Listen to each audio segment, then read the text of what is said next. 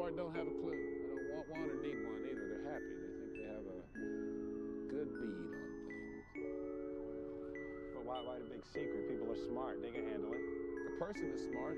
People are dumb, panicky, dangerous animals, and you know it.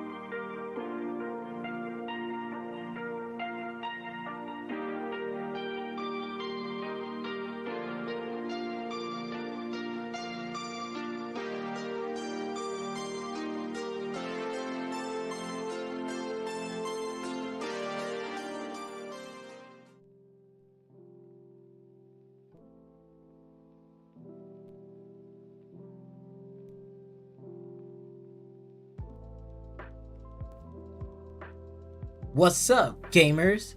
How's everybody doing? I know it's been a while. I know I'm a little late. Well, not a little late. I'm late. But I did wanted to do a live stream video talking about this, but then after that, when Sony did their acquisition, after Microsoft did their acquisition, and then I kind of waited and settled down. I wanted to get all the information. I want to see all the fanboys talking shit, this, that, and the third, saying blah blah blah. We're gonna get into all of that stuff, and we're gonna be talking about this, my thoughts, my opinions. What do I think about prediction strategy, the good and bad? So this is pretty much a deep dive going through all of it. So we're gonna go from Xbox going into Sony with Bungie, and then we're going to I kind of know where they're going with this. Like, I kind of know Microsoft strategy in terms of Game Pass. What are they trying to do? And PlayStation, I'm not too sure what PlayStation is going to do. But I kind of figure out maybe there might be something I think they're trying to do, but I'm just taking a shot in the dark with this. But they're gonna have something going on. They're gonna make a competitor to Game Pass for sure, because it's just a lot. It's just a lot to talk about in this deep dive. A lot of analysis and stuff, the whole 9 yards, and we're making fun of fanboys along the way too. So just letting you guys know, buckle up, because there's gonna be a lot of talking, a lot of discussion, a lot of things that I'm seeing in the gaming industry from this standpoint as a real gamer, not some fanboys jumping on bandwagons. Again, I'm playing on PC. Don't have a PlayStation 5. The last time I ever played a PlayStation game was back on PlayStation 2. Okay, I was on Xbox the whole way through till the Xbox, I think the Xbox One S. After that One S, I was like, fuck it, I'm going on PC. Because I'm not really missing out too much anyway. Again, when you get to a much older gamer like me, I kind of tend to want to do more than just playing games and stuff. Like, I got to do video editing, photo editing, a whole bunch of other stuff. I want to have more control over the games in terms of the graphic settings, mods, stuff like that. So that's personally for me. It's not going to be for everyone. So I'm on PC. I got Game Pass. I got Steam. So there's going to be a lot of things to talk about. So let's dive right into this. First one right here in this article, which we already know is Microsoft, with Microsoft acquire Activision and Blizzard to bring the joy and the community of gaming to everyone across every device. So we know that it's going to be on mobile, PC, cloud, and console. So let me get one thing straight, just for those fucking fanboys out there that sits there and says, this is a monopoly. No, the fuck is not. It's not a monopoly. I don't understand why does people is trying to make it seem like this is a monopoly. Let me get one thing clear. It's going across every fucking platform except for PlayStation. Boo the fuck who? Like, I don't sit there and cry like a straight bitch just because PlayStation has an exclusive title that I want to play, but I can't play it on my PC. I'm not going to sit here and cry like a straight bitch. Okay? These Sony McPony fanboys are crying like straight bitches because, they brought Activision and Blizzard. Look, they're making moves. It's business. It's what you gotta fucking do. Okay? If you own a fucking business, you gotta get, you gotta play dirty sometimes. Sometimes you gotta make moves. You gotta make smarter moves. That's what it is out here in the industry. Nobody's here to shake your hand and play nice to motherfuckers. Okay? Nobody's out here doing that shit. You don't see a fucking, barbershop sharing money with another barbershop, down the street. You know what I'm saying? If there's a pizza joint and there's another pizza joint all the way down the fucking street, they're not sharing fucking money. Every pizza joint, restaurant, this, that, has their own shit. You want customers to come in, you gotta make good ass food.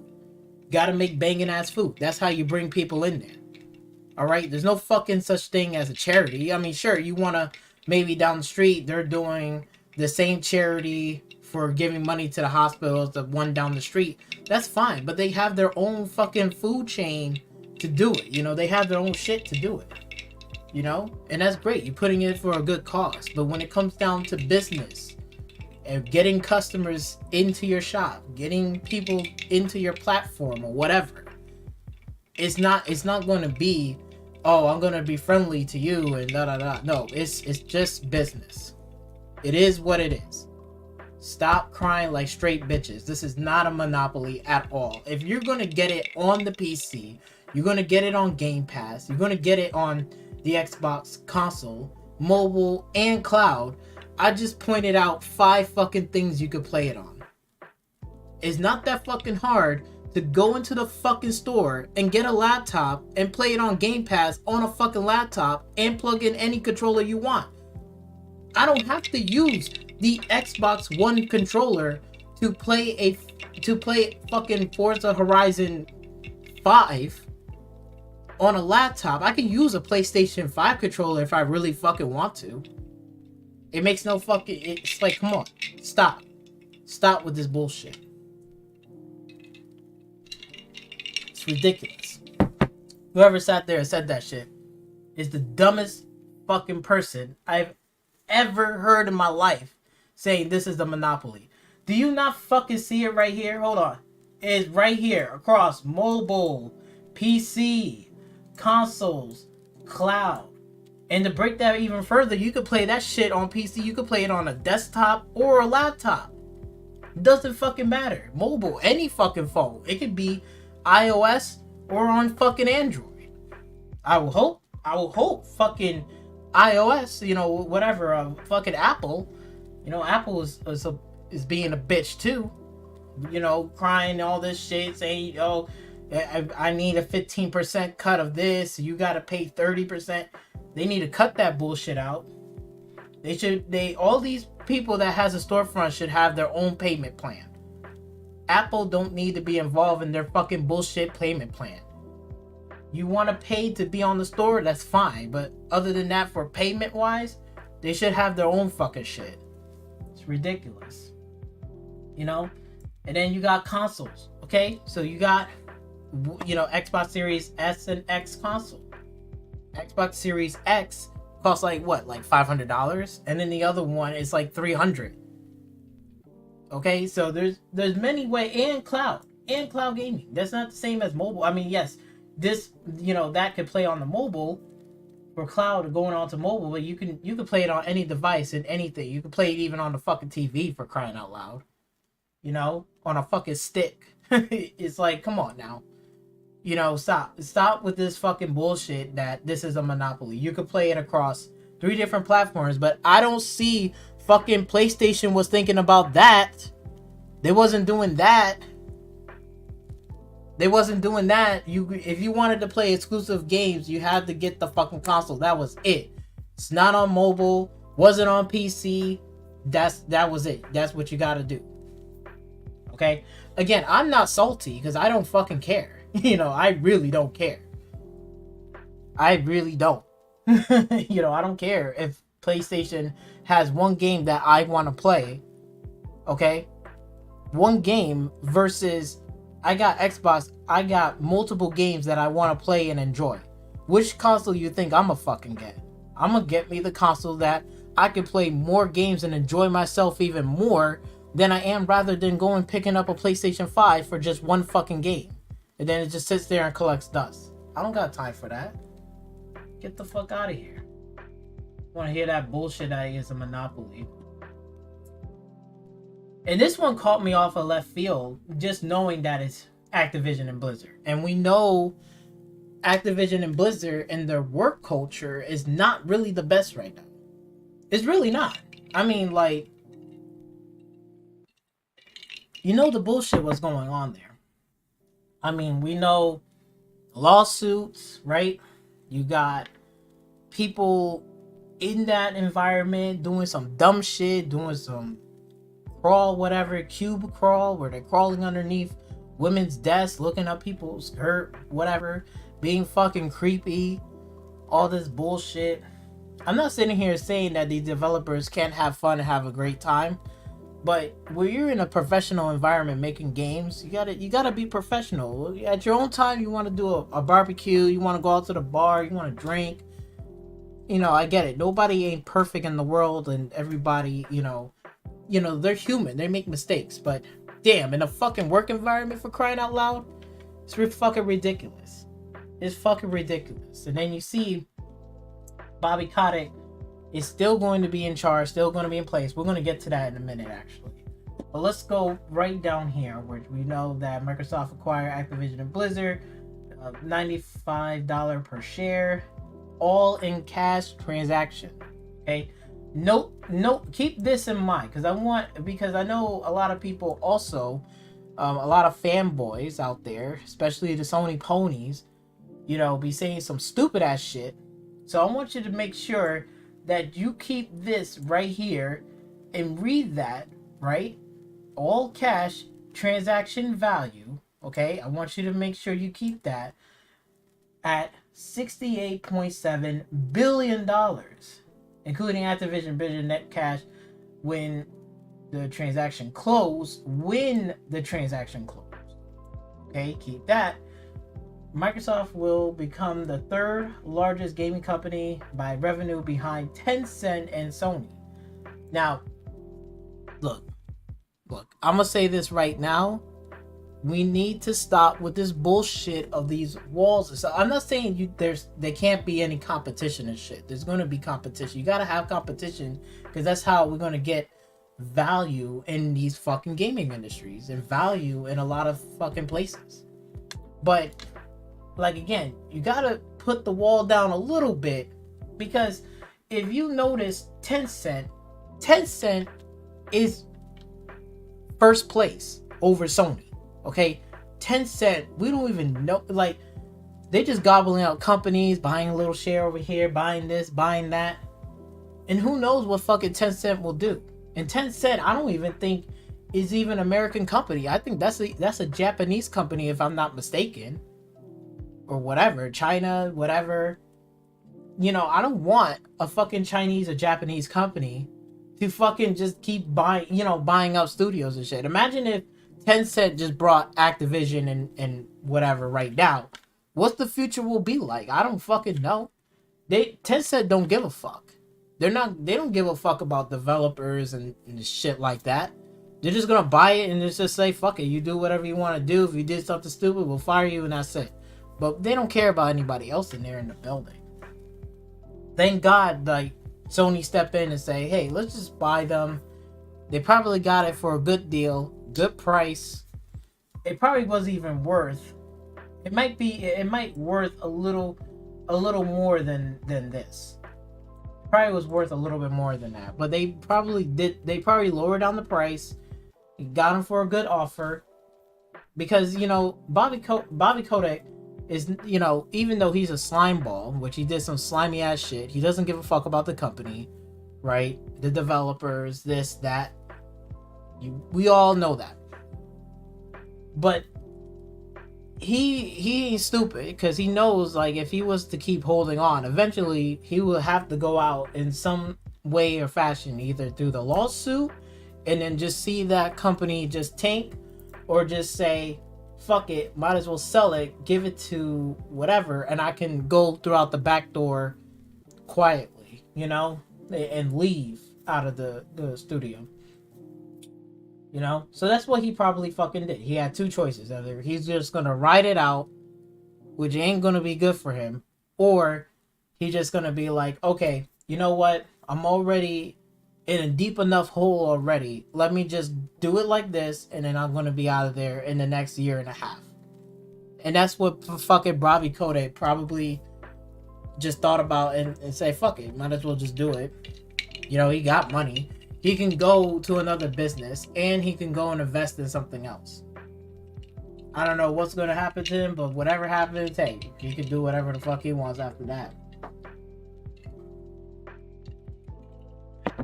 Because I truly believe no other, like, gaming corporation is going to hire Bobby Kotick. It's going to be very, very bad. Like, even if PlayStation would have said, hey, Bobby Kotick, come work at PlayStation, it's going to look bad for PlayStation, you know, and PlayStation as a brand and Sony as a brand, they don't want none of that stuff. Okay? So, I know we're going to get to the fanboys part, because they be saying some stupid ass shit. So, we go right down. So, basically, they got basically Warcraft, Diablo, Overwatch, Call of Duty, Candy Crush, an additional global esport activity, Major League Gaming. The company studio is around nearly 10,000 employees, which we'll get to what might happen to them. And here's this one. Bobby Kotick will continue serving CEO Activision and Blizzard.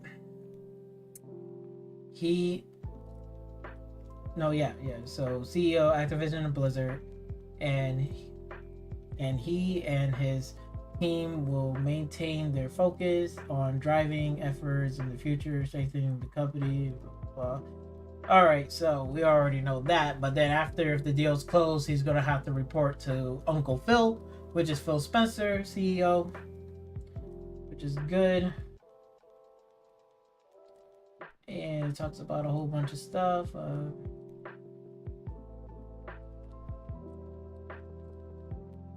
Players everywhere loves Activision Blizzard games. That's a whole lie. They don't love their fucking games. Like, a lot of people would just, I mean, Warcraft is in a bad place right now. Just straight up. It really is in a bad place. Warcraft is already in a bad place. So I don't think, you know, like Warcraft remastered, reforged or some shit. That's bad. Vanguard player base is really low. It's not really the best right now. Warzone is getting a beating because of the cheats and everything was going on there, and you know, people. It's all bad. It's not the best shape, and I don't think anybody loves it, especially with all the reports of the abuse. HR, how they handle stuff in there within the company, Blizzard. This, pretty much Blizzard and Activision was basically a sinking ship because they didn't fix anything, they didn't do anything, they didn't put in any effort. So basically, it was basically a fucked up ship. For real. So my reaction to all of this when I first seen it, I couldn't but fucking believe it. I was like, out of all studios, Activision. But then again, they probably did that because of the fact that, well, we can sit here and say it's Call of Duty.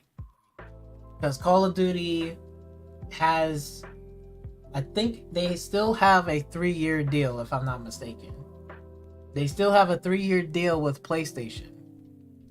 So, without being that said, then basically, they're going to still honor those deals. Of course, that's what they're going to do, right? So, once those deals are honored and stuff, it's pretty much, probably Warzone will still be multi-platform, but I think the next mainline entry in Call of Duty is definitely going to be exclusive towards Xbox. That makes sense. Or they can go back to the other way. That's more discussion. But they might go back to the other way where they're like, we'll make Call of Duty maybe 6-month exclusive and then we'll port it over to PlayStation. That can happen. They can do that too. Very easily.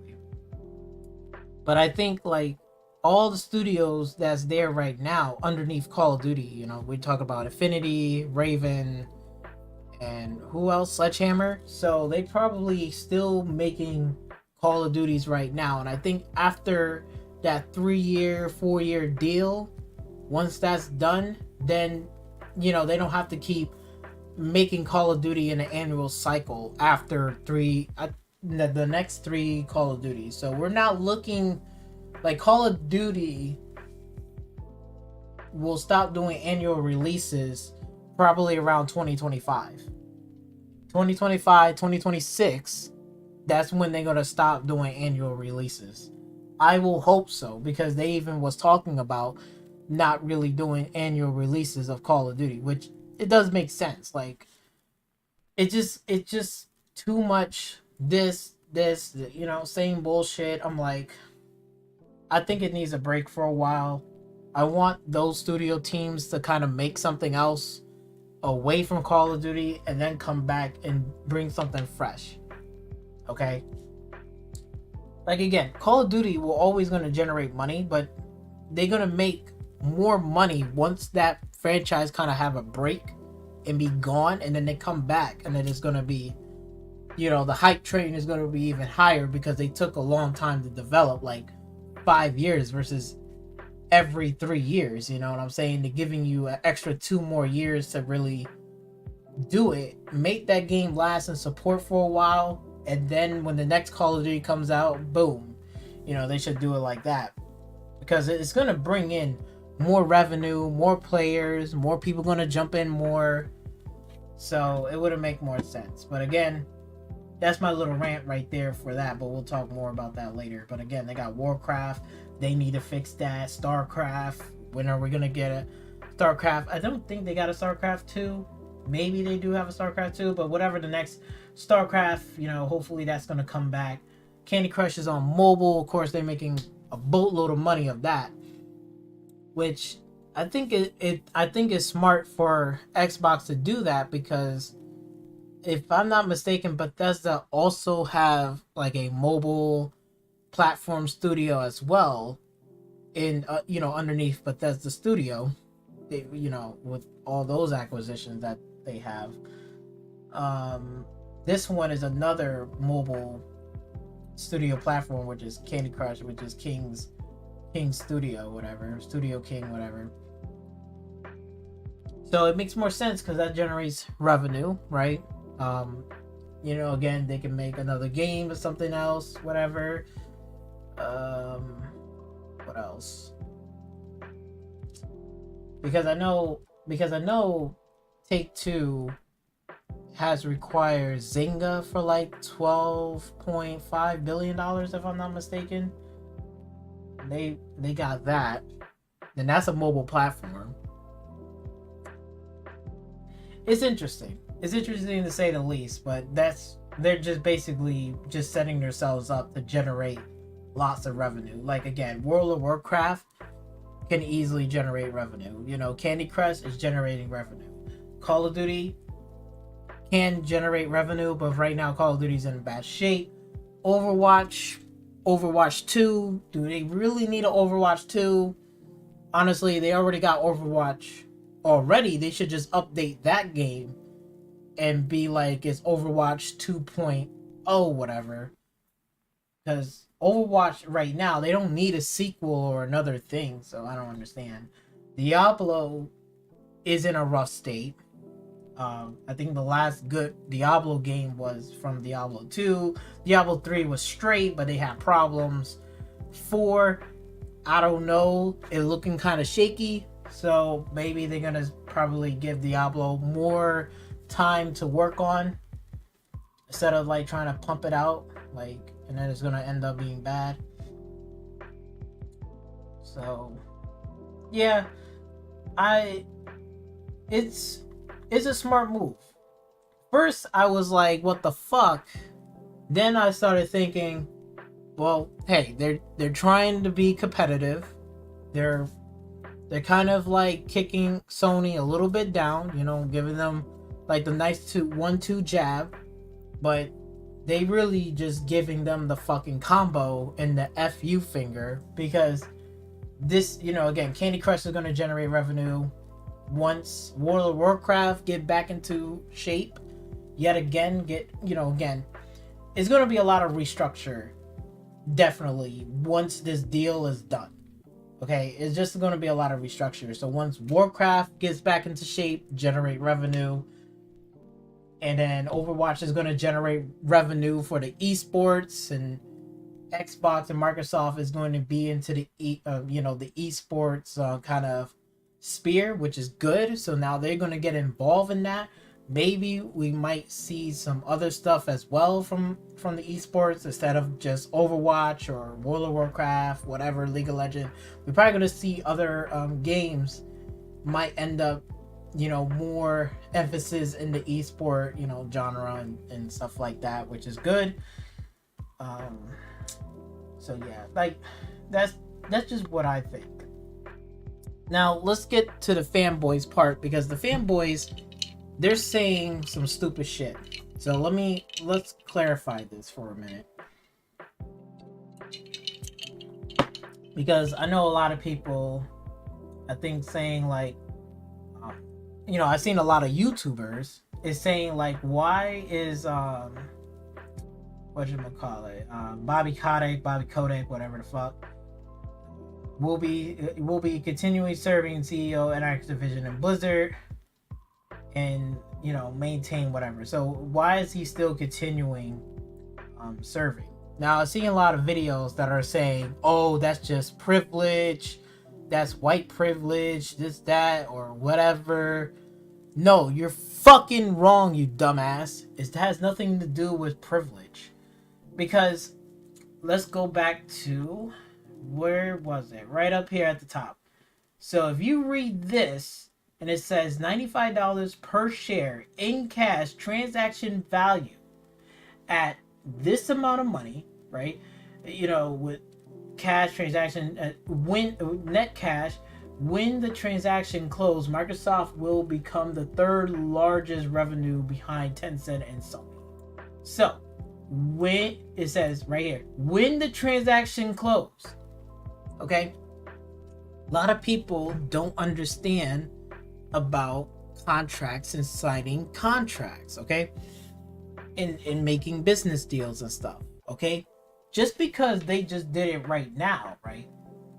Let's put it in simple terms. So then the Sony phony fanboys, whoever the fuck you are, or Xbox fanny McPannies, think like you know everything. You don't know shit. Because if you fucking read it right here, it says when the transaction closed. That means that means the transactions is still going on. Basically, long story short, think about it like this. If I go, like if I basically was buying a house, right? I signed the papers and everything, right?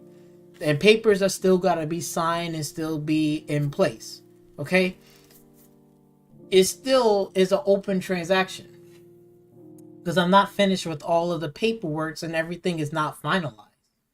Even though I put money down towards the house in full, and if the paperworks are not done, technically I don't own the house yet. That's basically what it is. It's basically, if you have a large sum of a check, like $10,000 being transferred into your bank account, you have to wait for a certain amount of time, a certain amount of weeks, before that transaction and that money be cleared.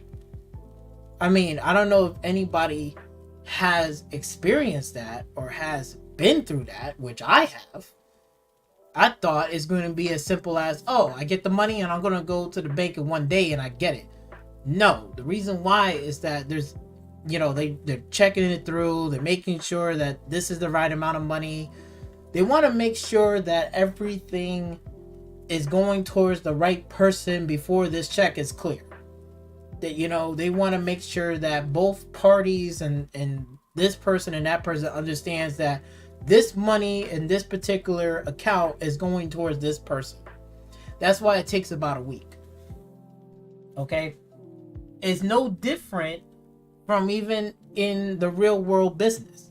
That when a transaction closed, which is not closed yet, technically, Bobby Kotick is in charge of Activision and Blizzard during that time.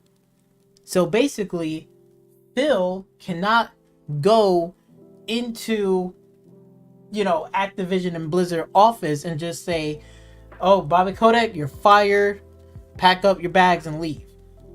He can't fucking do that because not all the papers are fucking finalized. They're not finalized. This transaction is still, it's still open. It's not closed because it says right here, when the transaction closed. And the transaction is not going to close, if I'm not mistaken, I think it was a year and a half. So we're talking about 2023. And I think it's around June or July. That's when the transaction will close. So it's going to take a year and a half before that transaction closes. Trying to see if they have that information right here, because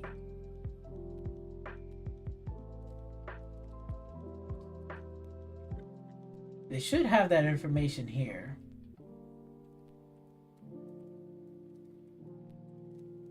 I thought I seen it. It's probably not here.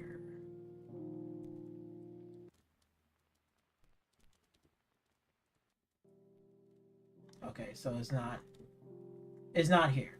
Okay, so but basically, it's going to take a year and a half, right? So we can go on to this calendar right here, right? So they brought it, I think it was around January, if I'm not mistaken, right? When this article came up. Okay, so January 18th. Let's go into our handy dandy calendar. So we know it's at January 18th, so it's right here. So it's going to take a year and a half. So we got to get through all of this, 2022. So it's going to be around here, June and July. Okay? That's when the deal is going to close.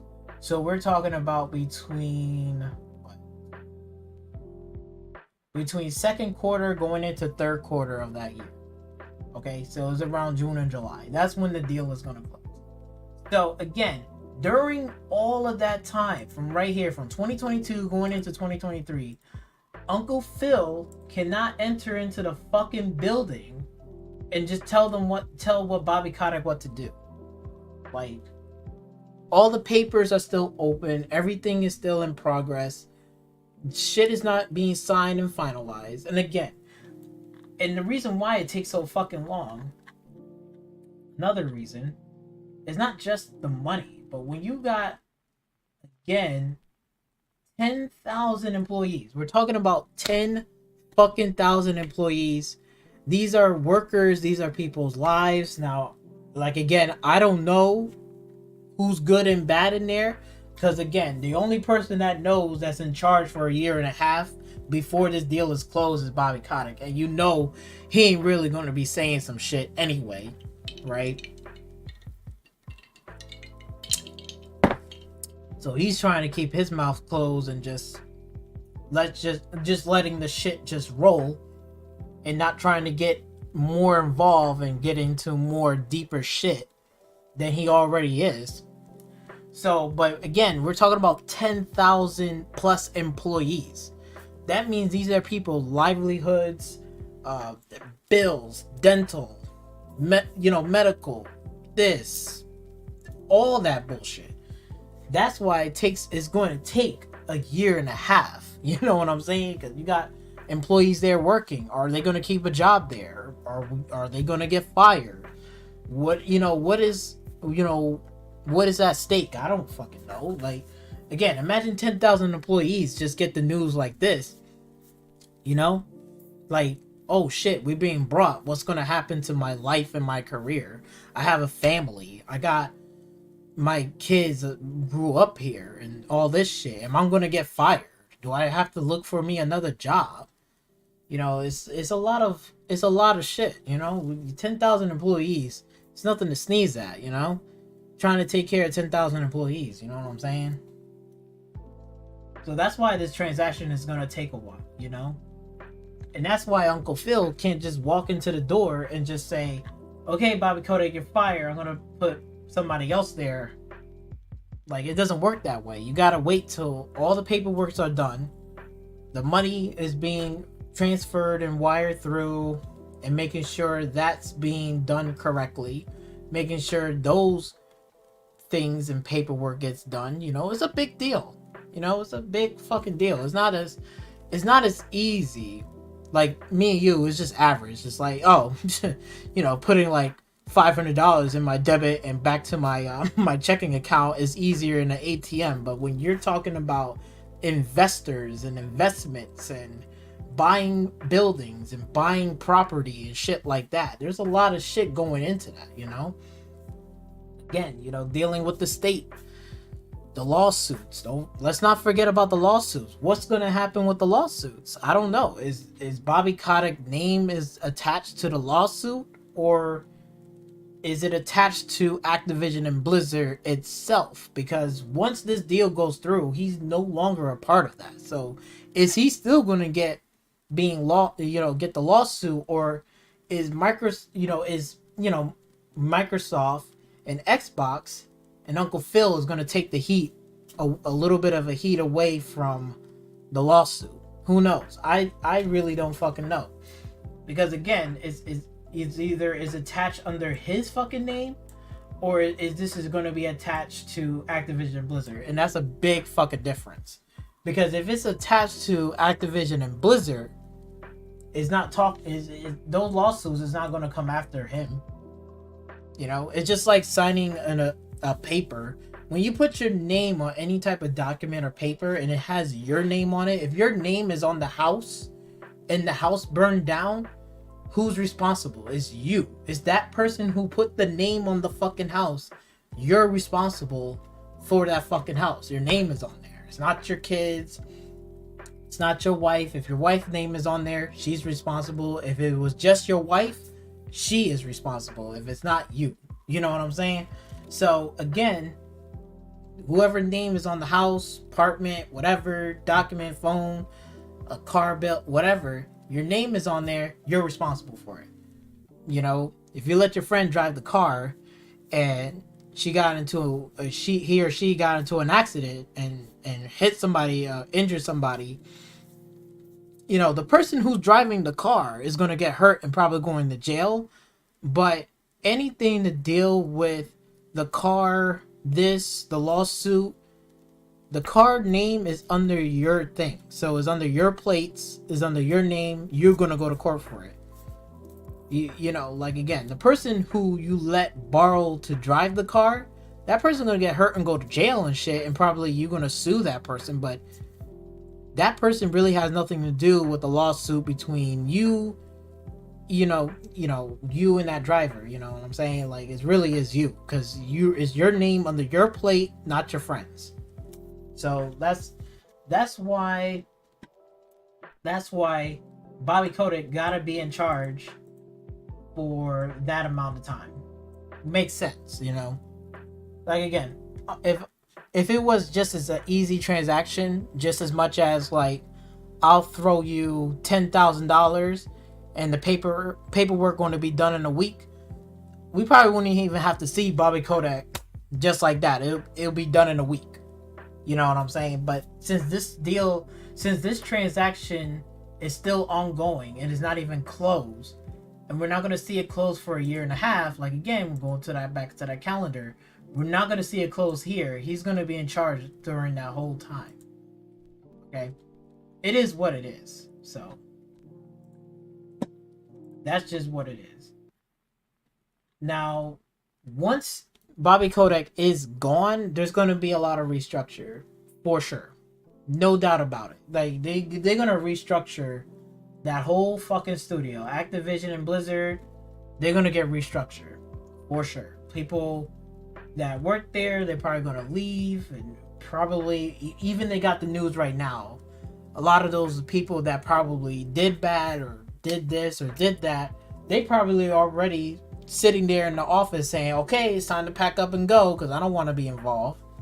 You know, so a lot of those good people, a lot of those bad people, those bad workers, they probably already say like, yo, I'm gonna get the fuck up out of here, because once they start coming in here, I'm gonna get fired and I ain't gonna have a job. So this is that leeway time where that year and a half, they're gonna start looking for another place to work. Okay, and all the ones that are doing good and they doing their job, they're not gonna sweat about it, because they're gonna still stay there and work because they ain't got nothing really, so they're good. But still, they still gonna be a little worrisome, because they probably might say, okay, if they're gonna take over, are they gonna downsize some of the studios and stuff like that? Maybe I could see that happening, but I don't know which studio they are going to downsize. I think mainly if they are going to downsize, it's going to be either from Blizzard side and probably Call of Duty a bit. They're going to downsize it a little bit, because like again, they probably going to do their contract, and then they're going to probably start downsizing it from there, and then they're going to redo that. It's going to happen. I mean, it's going to be restructured. That's why Bobby Kotick is staying there. Transactions is still open, so it's not going to close until a year and a half from now. You know, second quarter going into the third quarter. And yeah. So just to let you guys know, if you see any stupid ass Sony fanboy or Fanny McPennies or saying some dumbass shit about this is privilege, this is that, blah blah blah, hopefully that will clear up all of that bullshit. Okay? That will hopefully let you know the reason why he cannot, again, Uncle Phil paid for it. The transaction is still going. Paperworks are still going. He doesn't own it yet because not everything is finalized. So he can't just walk into the building in Activision and Blizzard and just do what he wants to fucking do and fire whoever he wants to fire. He can't do that until the fucking transaction and the deal and the final paperworks are done. Then Uncle Phil can go in there and do whatever the fuck he wants to do. Okay? Just like owning any property, you're opening up a store, you're opening up a whatever. That shit might take a minute. You might pay for it in full, but again, you may got it, but that doesn't mean like, yo, I'm gonna get my business running right after when I buy it. No, because you're gonna have to work on that shit, right? You're gonna have to redecorate shit. You gotta hire employees, right? You gotta have paperwork, shit like that for these employees. What are they getting? What health benefits are they getting? What hours are they working? So there's a lot of shit, behind the scenes what you gotta do in running a business or a corporation, you know? And if somebody steps in and buys you, it's going to take a transaction period, you know? Because it would be dumb to say, I brought it today and then I'm going to fire everybody the next day. It makes no fucking sense. You know, they're going to have a grace period for all of those employees to say, hey, if you want to stay here and work, you can. There's going to be things here.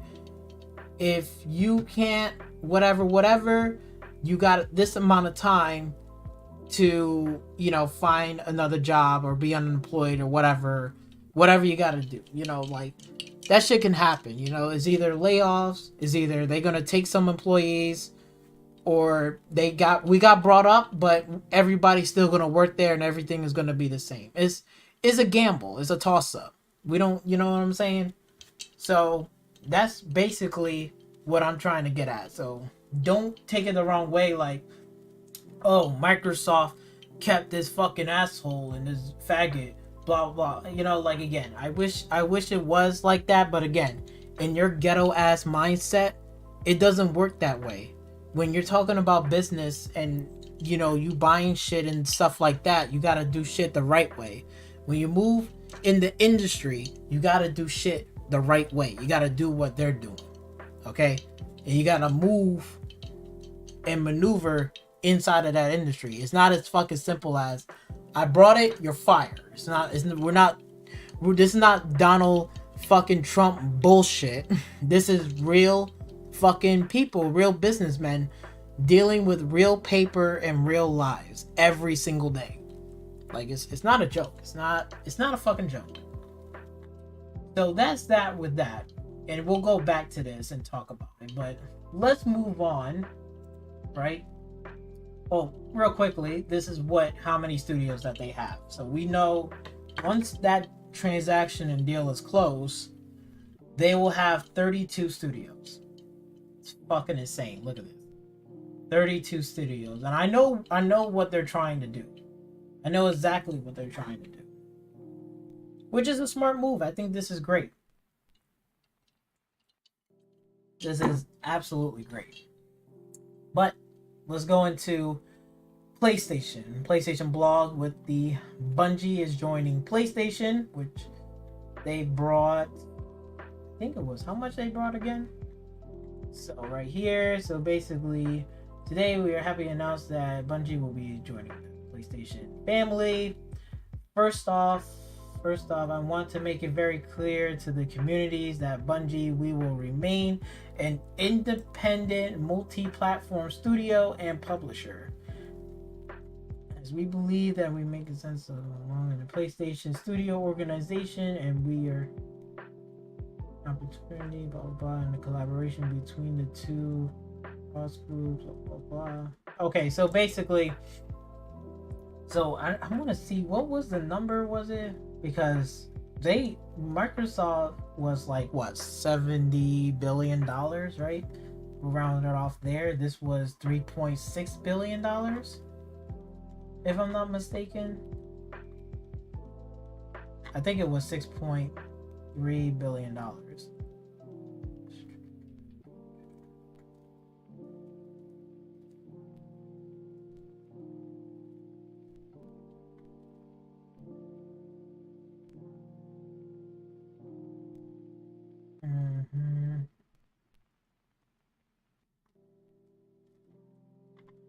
I'm surprised they didn't put the price on there. Let me just go back.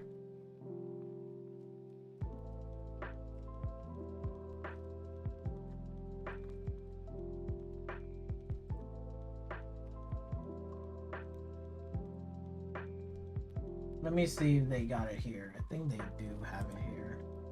The number. I just want to see the number.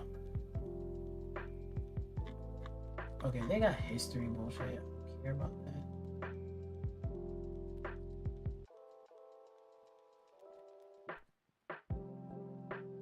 They don't even have it here.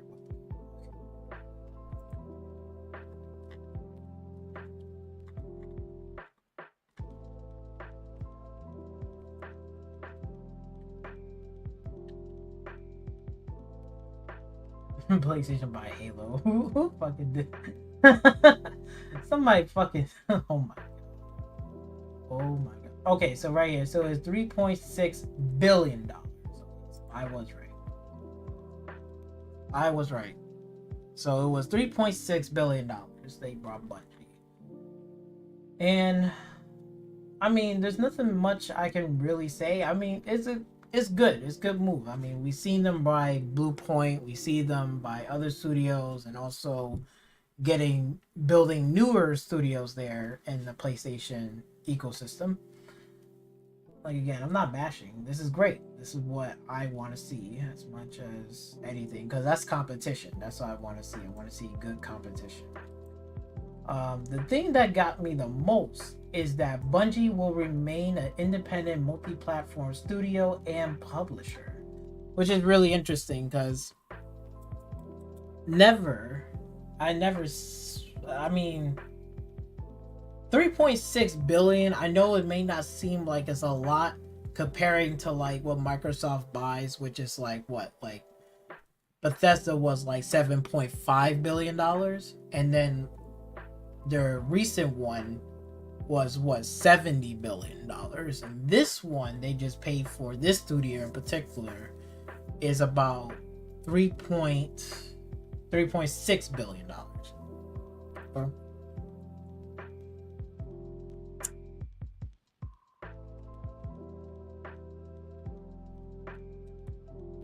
So I'm like, okay, I think I know what they're trying to do. I think it's a good move by far, because like, again, I know a lot of people might sit there and say, oh, like Xbox fanboys, they're salty. Look, I don't see anyone being salty about that shit, like, at all, because, and then you got people on the PlayStation fanboy on Twitter, which Twitter is not a real place, but, you know, like, again, seeing this fucking guy named Hyped, you know what I'm saying, just saying the most stupidest shit, like, yo, blah blah, the family, da da da, and you go up here, you got this one right here, it's like, no Destiny 3 for Xbox, but I'm like, do you not fucking, like, read what this says still? It says Bungie will remain an independent and multi-platform studio and publisher.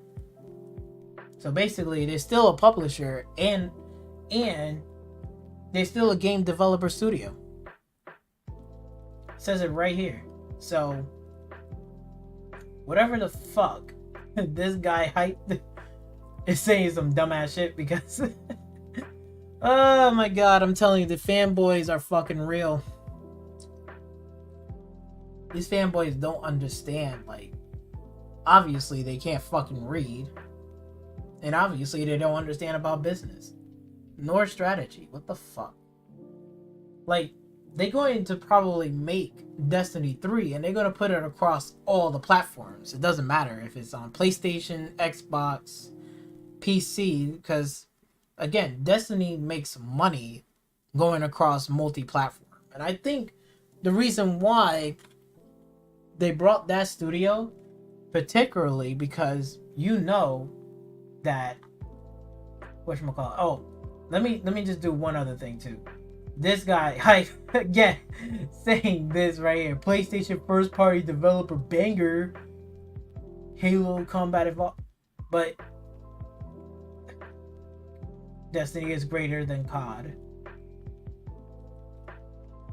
Oh god, oh my god, this shit is like, yo, these fucking people are, oh, they're fucking retarded.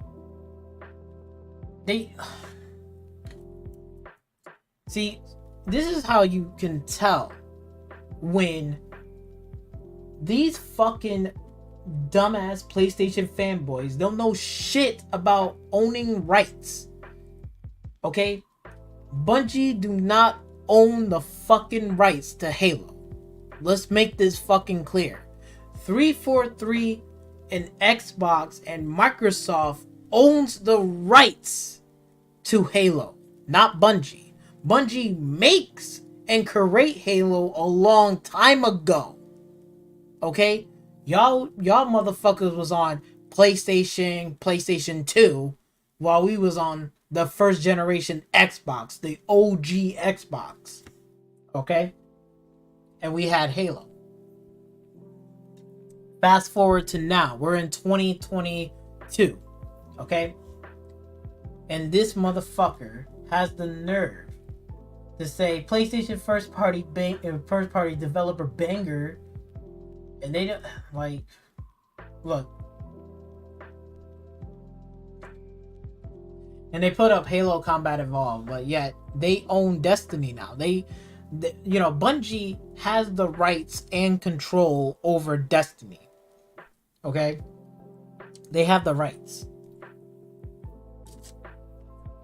Activision and Blizzard doesn't own the rights to Destiny, nor Xbox.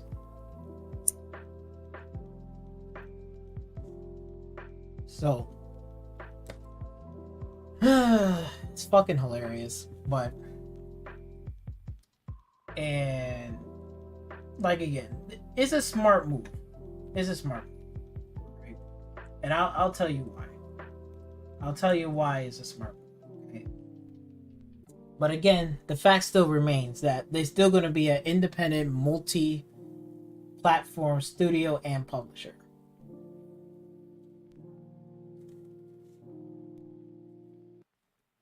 We believe it makes sense for...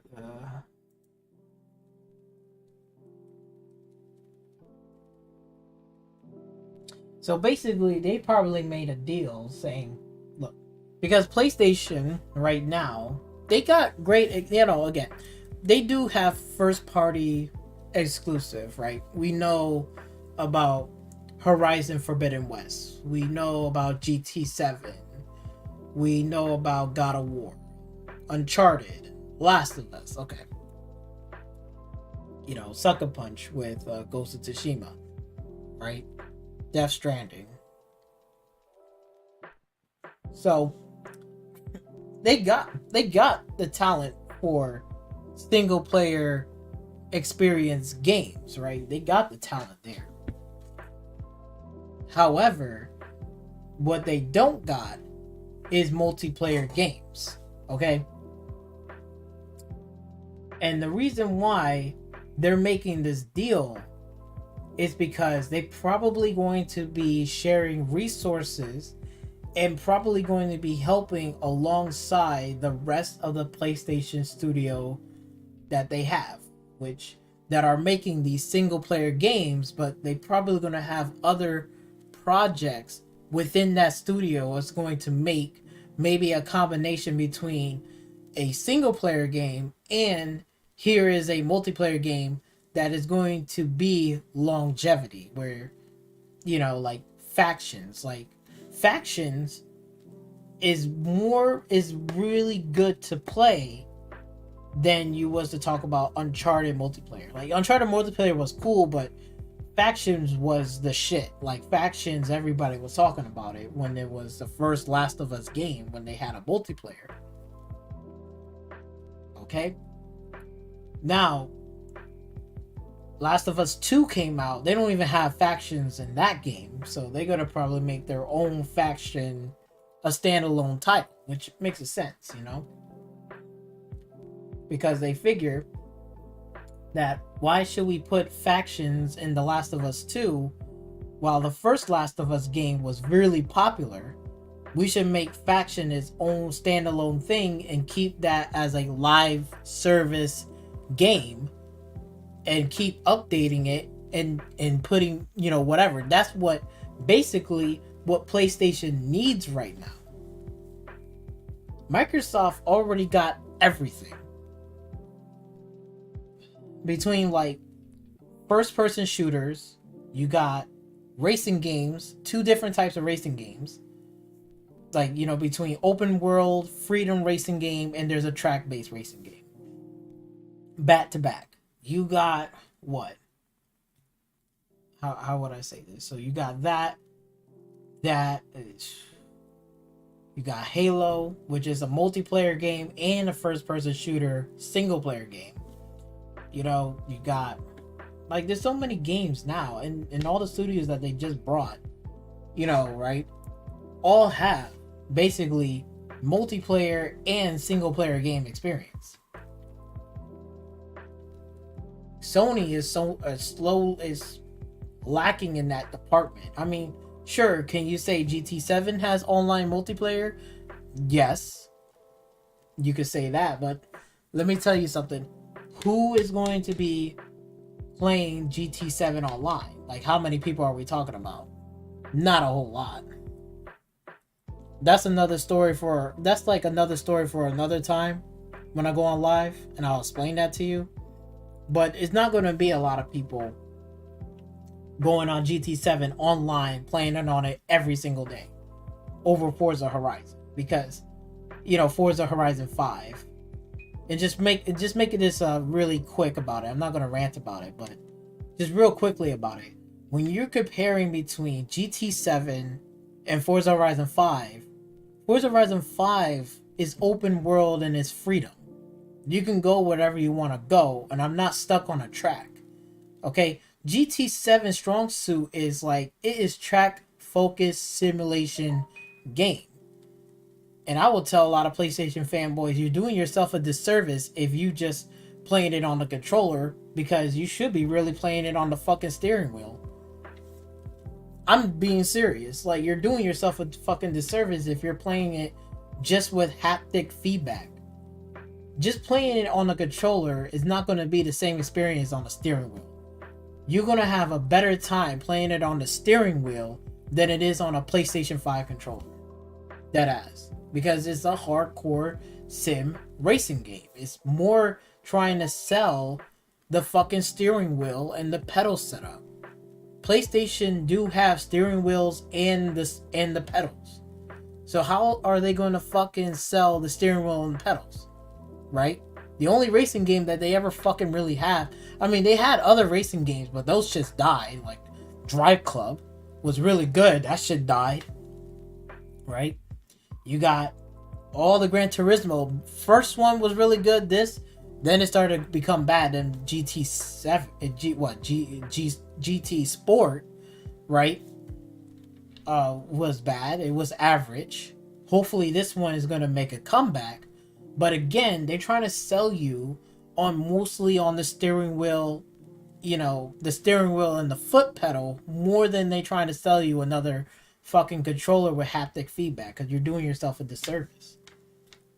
That's personally for me. If I want to play GT7, I might as well just get the steering wheel and the setup. But honestly, I might as well wait till GT7 become on PC, because it makes it a lot more better. It makes more sense. Because right now, they don't even have.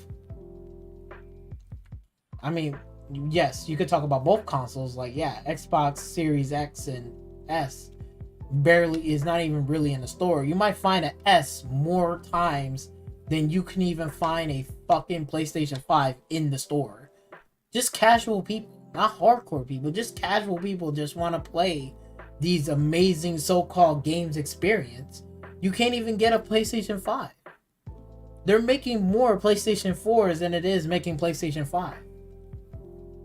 So again, this is where I'm like, going back to it, where they're trying to, try to do more revenue. They're like, what are some of the ways we can get more revenue in the PlayStation ecosystem? Because it's great that you could sell single player experience, but they also need to be like, how can we keep on generating more and more revenue in the PlayStation ecosystem itself?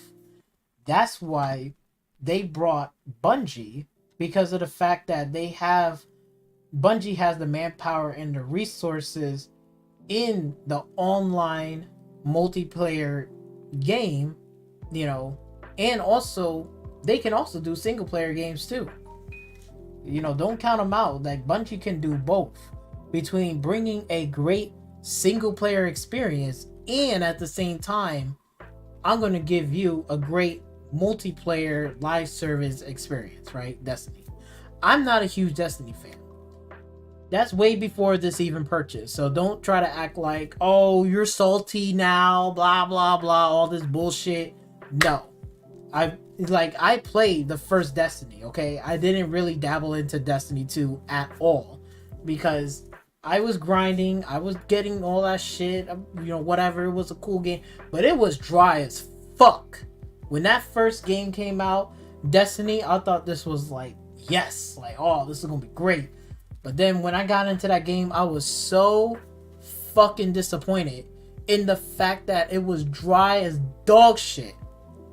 It was dry. Like, yo, like the content was super lacking.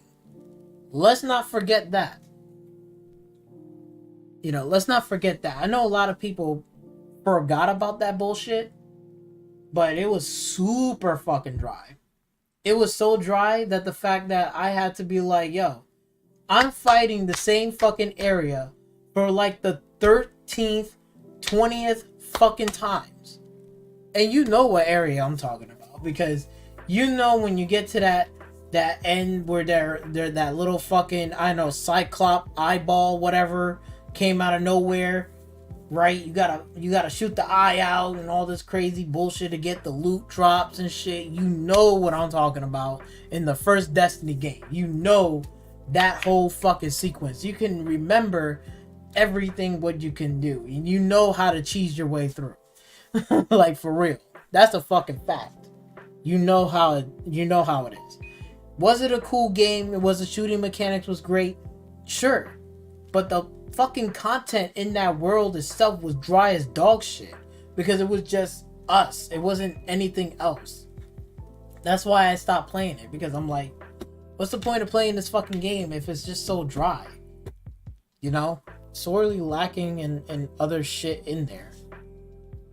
It's just like if Bethesda sat there and said, let's do Elder Scrolls, not doing Elder Scrolls Online, but saying, let's make an online component with Elder Scrolls the Elder Scrolls Skyrim, right? If they say, hey, you can play up to 3 other people online and do all the quests and everything else together, right? And then put the difficulty on hard with the same graphics, same thing like in Elder Scrolls, like the new one, right? The Legendary Edition or Skyrim Special Edition, whatever.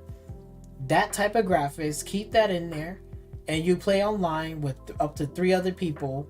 I guarantee you, so many people will jump on it right now. They'll be generating even more revenue than they are generating revenue in Elder Scrolls Online. I promise you that. Same graphics, playing up to 3 other people, bro. You know how fun that is? I'll be getting my boy right now. We're on there playing that shit all night. We're gonna beat this whole fucking thing in one night, in one day. Like, that's our goal. It's just going out, finding loot, getting treasures, building up my armor set. He's getting his armor set. We all have our own separate classes. Like, he might be more of a warrior type. I'll be like the elf type, shooting like arrows from a distance. And then my boy will be like the magic, which is good. Like, we all working together and like a goal in mind. Yeah, like, how fun that will be. And the same graphics, not the Elder Scroll Online graphics, the same graphics as Skyrim, just playing it online with 3 other people. That shit will be fucking crack. That shit, I would play that shit every day.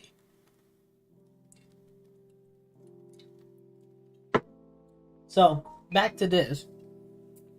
Sorry, I went off on a rant a little bit, but back to this. And that's the reason why they're doing this. Because again, if we go on here, right, on Wikipedia, they have about 900 plus employees.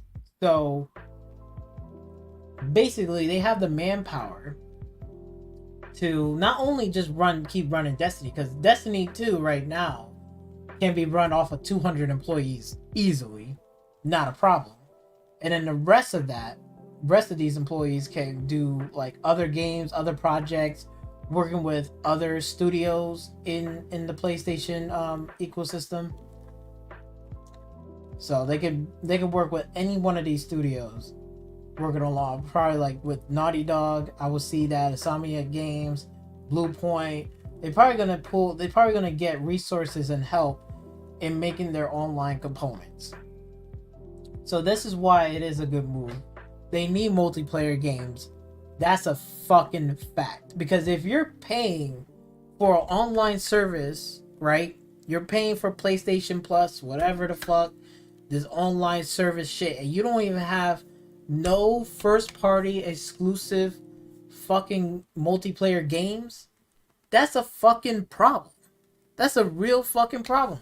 Because there's not a problem when you go on, Xbox and Game Pass. There's not a problem there because, like, again, we can pull that up right now.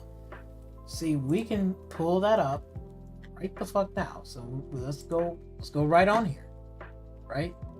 So if I pull this up, right, pulling up here, there is plenty of games for me that I can play online and offline with my friends. Okay, I downloaded Hitman 3, the trilogy. I'm playing it through. I got Forza Horizon 5. I could play that online or by myself. Halo, you're right. So there's games in here that I could play online with friends or by myself. You know what I'm saying? There is plenty of fucking games, right on here. There's plenty of fucking games on here that I can play.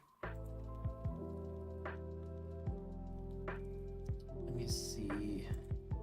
What's the better? So yeah, if I go on here, there's plenty. I can play this online by myself. Age of Empire 4, I can play it online by myself. There is single player games on here. Co-op games, No Way Out. Plague Tales. So there's plenty of games on here. You got Battlefield.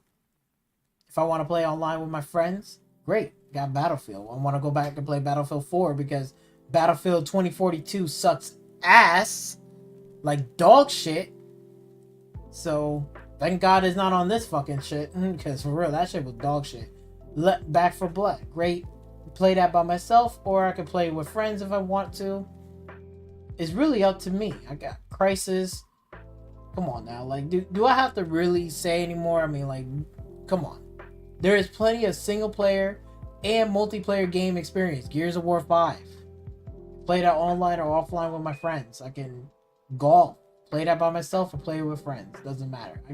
There's plenty of games that are single player experience and multiplayer experience. A fighting game. Sometimes I play Killer Instinct by myself. And sometimes I play it online. I have both. You know what I'm saying? So I got plenty of games on here. And it's funny how Destiny 2 is even here right now. Destiny 2 is right on Game Pass right now. And I can download it anytime. Play it. Get whatever I want. Enjoy it. I'm good to go. It's free. Get it. I can get it for free. I can install it with Game Pass. It's crazy.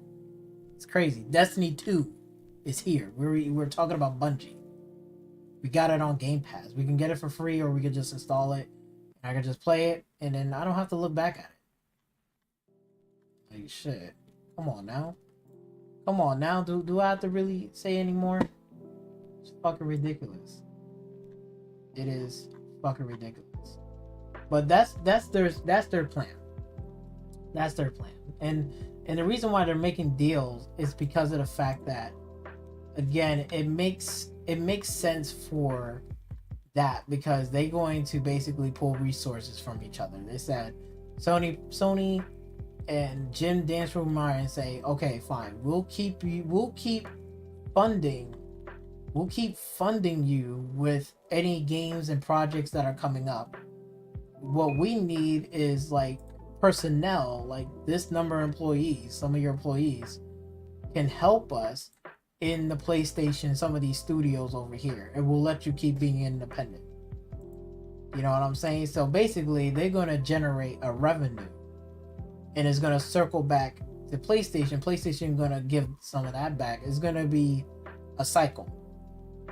That's basically what they're trying to do. They're making a cycle, pulling resources out of here for other studios. They can bring in that cycle.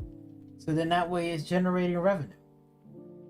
that's why you see, even we can go right on to Steam right now, right? Open that up, because that's why we see a lot of PlayStation games going on the PC, and they're seeing a generated revenue on the PC on Steam. So let's go PlayStation. Okay.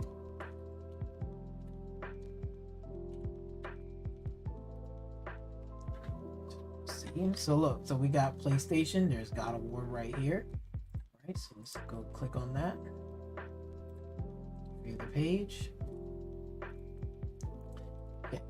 So look, we got God of War right on here on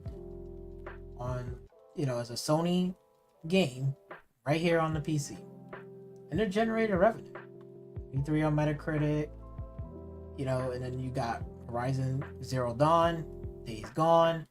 So there is plenty of games. I think Uncharted is on here too, if I'm not mistaken. I believe. I'm trying to see where do I.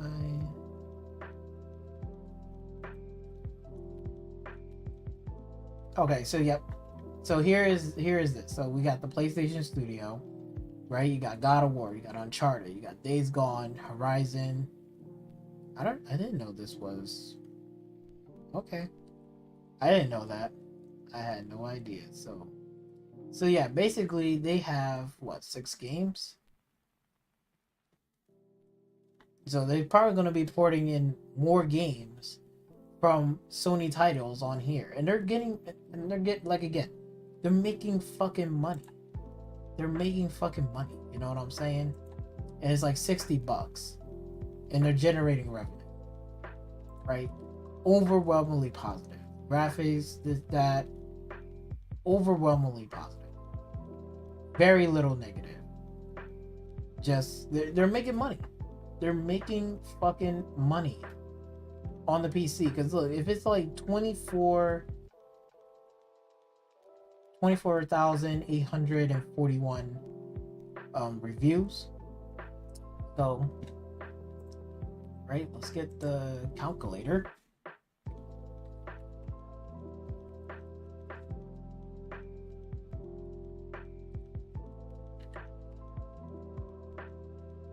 Here's the calculator app.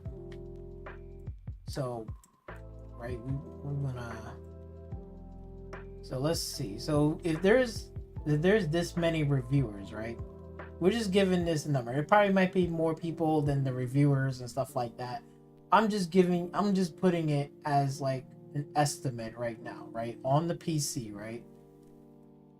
Right here. So this is how many people review this game. It's probably going to be even more. But just looking at this number, right? So let's put 24 and then 841, right? And we're going to times it because it's $60 a pop for this game. So we're going to times it by 60. $60 a pop plus whatever change, right? That's equal. Look at that. You see that fucking number? Look, it's not $1 billion. It's not $1 billion, but look at this. That's 1,490. That's 1,490. 409. No, sorry. Yeah. See, 1,490,460 So that's like pretty much we're going up to $1,500,000. It's getting there. Like if we have more people like that, but it's generating revenue. Don't look at $1 million. For them, they may look at $1 million as pennies, but they're using every dollar as they can and making that money. So if they're generating this much, and let's say maybe the cut was maybe like, I don't know, let's say they took like 10%, you might be looking at maybe like, I don't know, maybe like half, like a little bit, like 13 million maybe. You're probably going to be looking like they're probably taking home about this much. you know, because of the cut and stuff, because you're putting it on a Steam page, they might take home this much, maybe even half of this. Maybe it's like, I don't know, let's say, nope, let's say like this.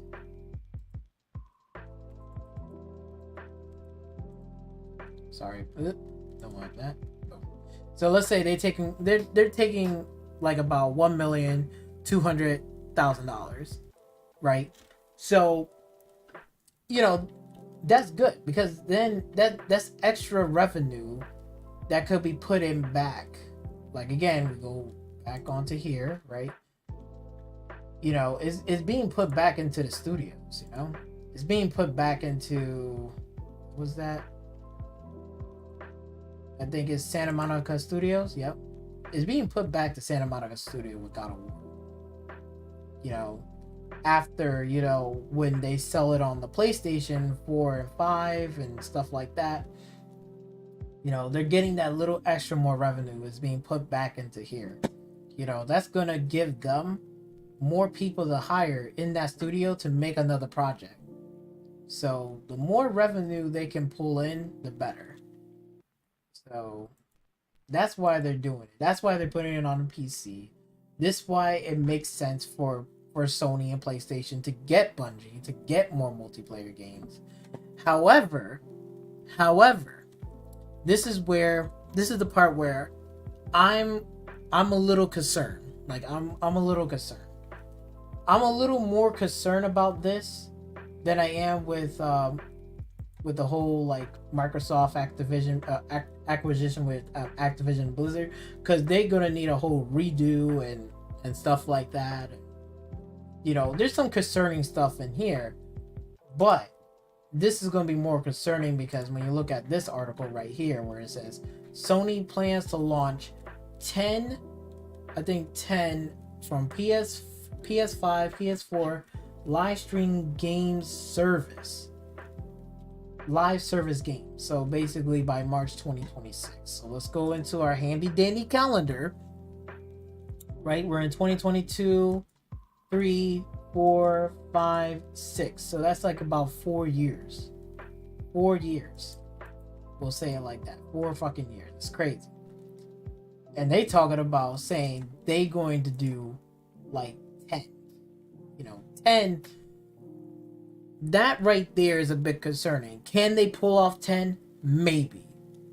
But for me, knowing the past, what they're going through with the whole, like, you know, back in like PlayStation 3, where they used to have, like, again, they used to have like what? And we'll get into the some of the franchises that they own. But they had multiplayer games back on the PlayStation 3, like SOCOM and, you know, Killzone and stuff like that. They, you know, Resistance. You know, they had multiplayer games, but it wasn't successful during that time period.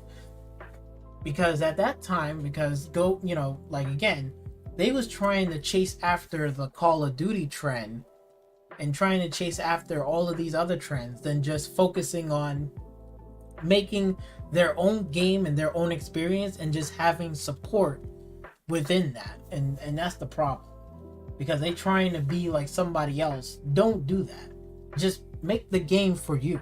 You know what I'm saying? Make it for your own customers and people that are playing on that platform. Make it for them. Don't try to chase trends like everybody else is doing, you know, because that's how a game will die. That's how a multiplayer game will die. Because when you start chasing trends, it start becoming the same. Like, again, look at Ubisoft with, you know, Rainbow Six Siege.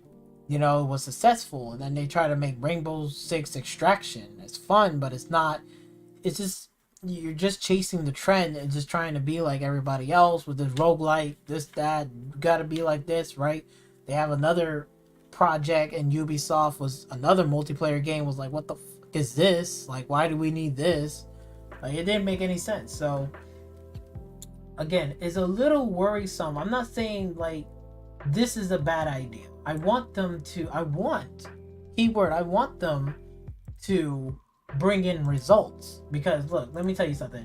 Microsoft here, keyword, they bringing in results. They're buying studios. They're getting this shit popping. They're not slouching. I mean, like, come on now. I mean, look at this. Look at this. This is, you know what I'm saying? They're buying studios. They're getting it. They're bringing in results, showing that they're not fucking around. They really are trying to get, you know, to bring gaming to a whole nother level. They, you know, they're pulling all. They're not playing around. So they're bringing in results. I want Sony to start bringing in results as well, because it, you know, because if somebody fucking sit there and tell me, which this fanboy was listing off games from the PlayStation 5, you know, first year, that we're going into our second year, right? Our first year with the PlayStation 5, and they're listing off internal Ratchet and Clank and so on and so forth, Spider-Man. I'm like, look, there's not one single game in there that defines PlayStation 5. You know, in this one right now, we're in 2022. Gran Turismo GT7. Okay, real quick, GT7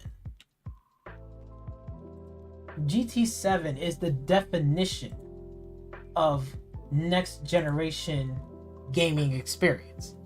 I mean, looking at the game, the graphics, this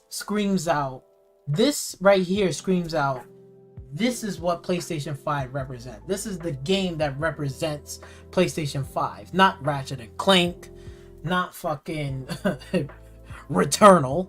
You know what I'm saying? Like, you know, and I could, you know, if you wanted to sit there and say what defines PlayStation 4 generation game, it was definitely Ghost of Tsushima. That's for damn sure. That game represents PlayStation 4 generation, like Ghost of Tsushima. Like that game. It's not, you know, again, it's not Zero Dawn, not God of War. It's Ghost of Tsushima. It's a game that we haven't seen in a very long time. A samurai game, that defines the generations. I don't define generations by seeing the same fucking game that I know, okay? But in terms of like this, Gran Turismo, it's been a while since Gran Turismo was even, you know, remotely good. You know? GT Sport was fucking mid. It was mid. I mean, sure, they probably had some good graphics during that, but the game in general, there was a lot of problems, issues. The game was mid, you know. And GT7 is great and all, but again, when you're looking at like what defines, you know, PlayStation 5, what game would it be? I would sit there and say it would be GT7, but that's just for right now. But really, what game could I really define a PlayStation 5? There's none. I got nothing like other than GT7, but we all know GT7. But there's no game that really stands out like Ghost of Tsushima. Like Ghost of Tsushima stands out in Generation 4, or, you know, PlayStation 4 over Spider-Man is because we know about Spider-Man. But I didn't know about Ghost of Tsushima in a samurai game. It's been a long time since we've seen that. That's the definition. And then they're probably going to ask the same thing for Microsoft. For that, defining that generation, I wouldn't even say even Halo or Forza. I mean, because we know about Forza. We know about Halo. I have to wait and see their new games when they're coming out to see what will define that generation. PlayStation 4, for a fact, is going to be Ghost of Tsushima, hands down. That's for sure. So I gotta give props. I gotta give credit where credit is due. But like, again, going back to this, like, they're not fucking around, you know. They're just not. They're not fucking around. You know what I'm saying? So, but like, again, they need to be more realistic in terms of live. You know, like, again, this is like, you know, live service games. They got to be more realistic. To be honest, they should have been just like maybe like 4, or maybe like 4, 3 or 4. Start off small and then work your way up. Because when somebody sits there and is trying to say they're trying to pull 10, that's how you know the desperation is kicking in. For real. That's Sony scrambling, saying, what are we going to do? How are we going to get this done? How are we going to generate this revenue? Fuck it, we're going to do 10 live service games. But I'm scared for that, because most of those 10 live service games, I think we can all call it out right now, that most of those 10 live service games is not going to last that long. It's probably going to end up being from 10 to like down to 4. I will see that happening. I can't see 10 live service games all at the same time on a PlayStation platform, because they got to make it fucking really good to do it. And it can't be just any bullshit franchise. It's got to be franchises that make sense for a live service games. And who's going to develop it behind that, you know? And it can't just be just about first person shooters, you know, because like, again, that's a big challenge for them on PlayStation side. It is first person shooter multiplayer games. That's going to be their biggest challenge to do. But again, you already got Bungie under your wing. So, and you got the personnel and the resources that you can pull from, long as they can still be independent, which they have all free ranges. So basically, whoever this fucking clown on Twitter hyped saying no Destiny 3 for Xbox, sorry, you are fucking wrong, sir. You are a complete dumbass. Just letting you know. He's a complete dumbass. So they're gonna get revenue from Destiny 2 and whatever their next game project that they are planning on doing. They're gonna get revenue. The real challenge is, what are the rest of the studios and how are they going to build revenue and make a live service game? Because again, it can't be corny and it can't be fucking garbage. Because, like, again, what was that game that they released? Was Destruction All Stars, right? I think it was Destruction All Star, that car, whatever, destruction game, whatever that they put out, right? So that wasn't even that good, right? It was this amount of money. Then they said it's gonna be free on PSN. Then when that started, people played it and then they dropped off. Then that shit was dead. Like in a month and a half, 2 months, it was dead. For real. Like that shit got boring. Nobody didn't playing it. No matchmaking. Then they had to patch it, do this. Then they try to do it free to play. That didn't work. That shit was dead. That shit, the servers was done, and they said fuck that. I'm saying, like, again, it's not easy to make a free, you know, a live service game. So I don't know what franchises and stuff they gotta do, but I hope to God it's not going to be Twisted Metal as a live service game. Don't do that. Don't do that. You know, treat that one with respect and make that game really good. Don't put it as a live service. It doesn't make any sense.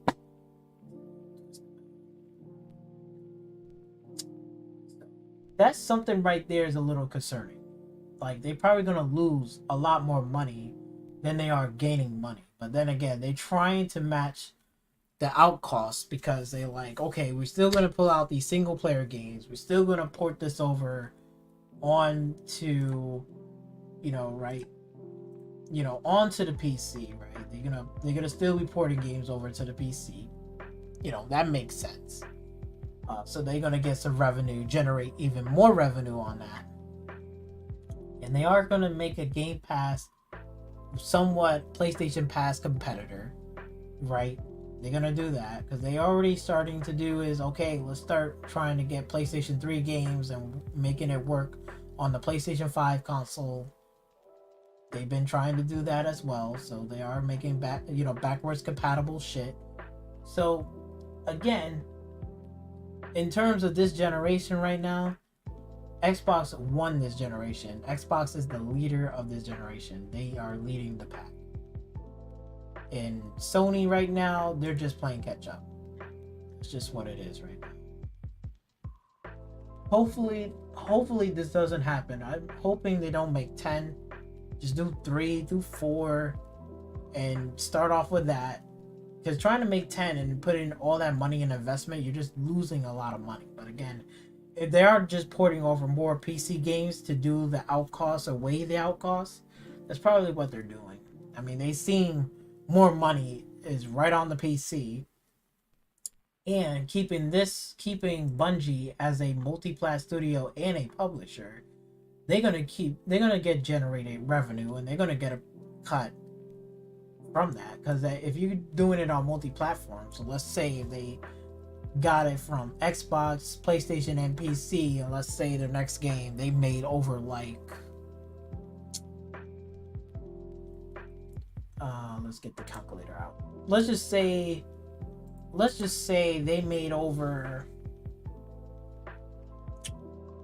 what do we call it? A realistic number. I will say, let's just say 30, let's just say like this. We'll just say 20 million. Let's say 20 million from their next game. They generated 20 million in the past, 6 months or so, right? 6 months, a year, whatever. It's just gonna give PlayStation that revenue. So across all 3 platforms. So basically, Bungie gonna keep money for themselves, but then like maybe they're gonna take half of that, or even like a quarter of that, and put it towards other studios. They probably might do half. So they're probably gonna say, hey, we're gonna just take half of that, divided by 2, 10 million, boom, and then whatever studios that they have, right? So let's go down the list. Let's say Sony, Santa Monica, Naughty Dog, Blue Point, Insomniac Games. So that's 4 studios, right? Boom. So let's see. Let's get the calculator out. Oops, not that one. I want to click on that. Okay, so they got 4 different studios, right? So let's divide that by 4. Right, so 10 million divided by 4. So there's 2,500,000 a piece. So each of these studios will have 2,500,000 that they could dip in to finish out whatever project, hire employees, whatever they want to do. That's going to help these studios out to finish their multiplayer game, their single player game, their projects, whatever. So this is why they're trying to do, so they kind of keep making money and keep making more money. So that, again, the more that Bungie is producing, the more Sony is going to take that and put it towards other studios, so then they can make more money. So then that revenue and all that stuff is going into a cycle. So they don't have to worry about development costs, or this game didn't make it failed, so we're going to shelve this shit. Because there's a lot of games that both studio acquisitions. I mean, well, not this one. This one, they don't own a lot, because Bungie has worked on titles. Let's make it clear, fanboys. They do not own the rights towards Halo. They don't. That's Microsoft and Xbox owns the rights to Halo. And Bungie as a studio is not the same back then to right now. They're a whole different studio. You know what I'm saying? It's not nothing bad. I mean, you got good personnel in there for the resources and stuff, but don't expect like you're going to get a banger or a single player or maybe, an exclusive. Because like, again, if you can't fucking read, you can read it right here. It says it right here. Bungie will remain an independent, multi-platform studio and publisher. If they wasn't going to be a independent or multi-plat studio, they would not come out saying that shit at all. You know what I'm saying? They're not gonna lie. So, that's what they're gonna do. But they, like, again, Sony has a lot of shit that they put up on the shelf and stuff, and so does so does Microsoft and Xbox. Have some games that are franchises that are being put on the shelf, and we're seeing that is making a comeback. Okay, we're seeing that happen. So we can see the list of studios that they have right here, which is PlayStation, what they have right? Versus a list of like this, which they got 32. Yeah, so they're gonna make a Game Pass competitor. That's for damn sure. They're gonna do that for sure. I think that's what's going to happen. But I'm a little concerned. I'm more concerned about this because hopefully none of that shit will. They're just losing money. Nobody don't like to lose money, especially in a corporation or any company that you work for. Nobody don't likes to lose money. Not even me. I don't want to lose money. But hopefully, if they have the money to back it up and say, "Hey, we'll do 10," okay. Personally, for me, I would have just sat there and just say, "Hey, we're gonna do 5 or 6 stuff." You gotta pick the games wisely. So let's go into our final kind of things, which is what is Microsoft's strategy as far as Game Pass and stuff like that. Okay, what they're trying to do is like this. They got all of these studios, right? We're looking at this right now. So they got all of these studios. You got Turn 10, Ninja Theory. You got Tingleworks. Once the deal closed for Activision Blizzard, they got Beanox, Toys for Bob, Infinity Ward, Raven, Blizzard Entertainment, Kings, Sledgehammer. We all get that, okay? So their strategy is pretty much simple. They're like, okay, how can we generate revenue and make money at the same time across all platforms, all this stuff on Game Pass, and how we're going to keep customers keep coming back on Game Pass? Well, we're starting to see that now, but look at it like this. So we know Game Pass every month is about $15, and it can go up to like $20, right? I wouldn't be mad if I was paying for a subscription for like $20. I'm getting like 100, 200 plus games, and I'm getting day and date of like releases of first party titles under, again, this the Microsoft brand, Sony and Microsoft, day and date. So if I got Game Pass, I don't have to be like, yo, I gotta, whatever. Like I need to cough out $70. Like play it for like $15 a month. I get to play the game. If I enjoy it, I'll pay for it. If I don't like it, then I'm just not gonna, whatever. But they're still gonna get my money either way. So let's do the let's bring up the calculator, right? We're gonna bring out the calculator. We can do our math here, right? So $15 a month, right? And then times it by 12, right? Equals, $180, right? So we see it right here. Let's put it right here. Quick, right here. So that's $180, right? And I think the last time I heard that the subscription service was up to 25 million, right? So we'll times that, right? 25 million, right? 25 million subscription service, right? So let's do the math. Okay, so that's $180. That's 12 months. That's 1 year, right? That's $180. Times it by 25 million Game Pass subscriber. That's gonna go through the whole year, paying for that amount of money. For 1 year, it'd be $180. That's one person. Times it by 25 million Game Pass subscribers, right? Let's see. So they pretty much will generate up to $4 billion, $500 million. Okay. See it right here. That's 4 billion 500. Right? Let's go back to how much did they pay for Bungie? Look at that. That's 3.6 billion. 3.6 billion. Okay? After millions is billions, okay? just from Game Pass alone can just by Bungie by itself, they can overpay Bungie this amount of money and that's just in 1 year.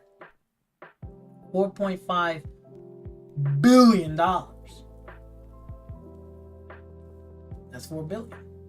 And that's just from Game Pass.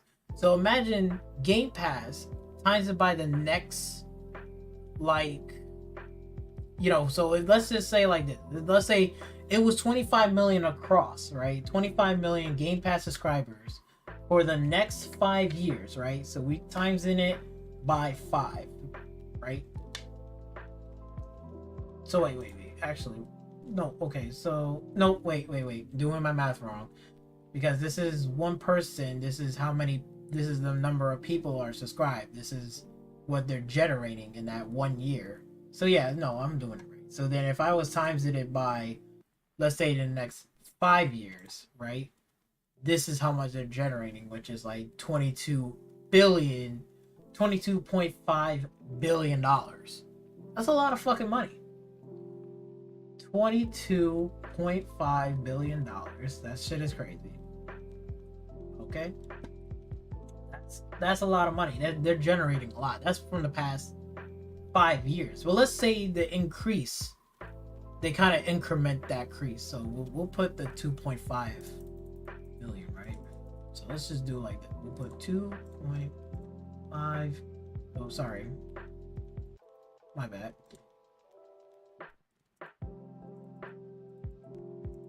See, that's millions. Boom, we're into billions. Because, wait.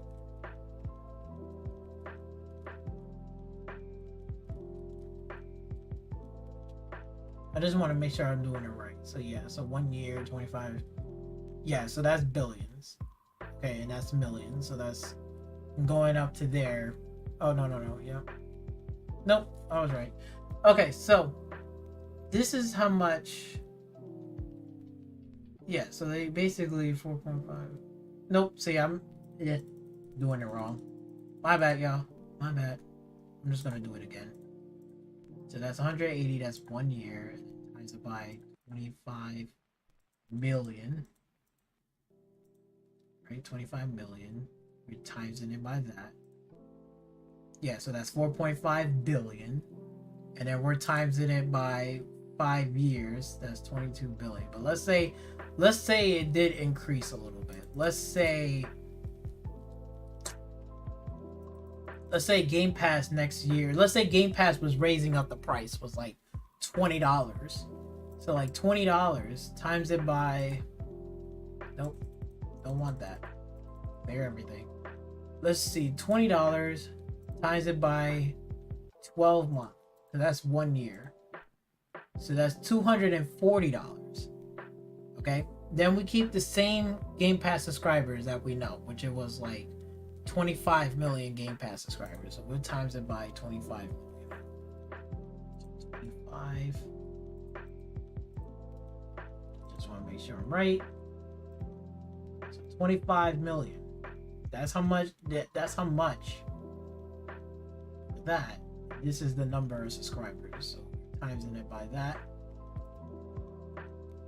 So that's basically 60 billion. That's $6 billion. $6 billion times it by the next 5 fucking years. That is $30 billion. And the other one was what, 70 billion that they purchased? They almost getting their fucking money back. 30, 40, 50, 60, 70. So another 400, like what? Another $400 billion, and they're right at $70 billion. It's crazy. So now I'm just throwing out a number. And I think that is what they're trying to do in this. I'm just trying to show you, because when you go onto the calendar. So what they're going to do is like this. So if there's $15 for each of this month right here, right? We see. Each quarter, because when you go from January, February, March, that's a quarter. That's 1 quarter. April, May, June, 2nd quarter. 3rd quarter, July, August, September. third quarter. October, November, December, that's in fourth quarter. So what they're trying to do is they're like saying, hey, we'll do one banger out of every quarter. So like let's say, for example, if you subscribe to Game Pass, you're paying $15 a month. I mean, sure, let's look at it like this. Imagine if they got sprinkled in, maybe there's a 1A, double A here.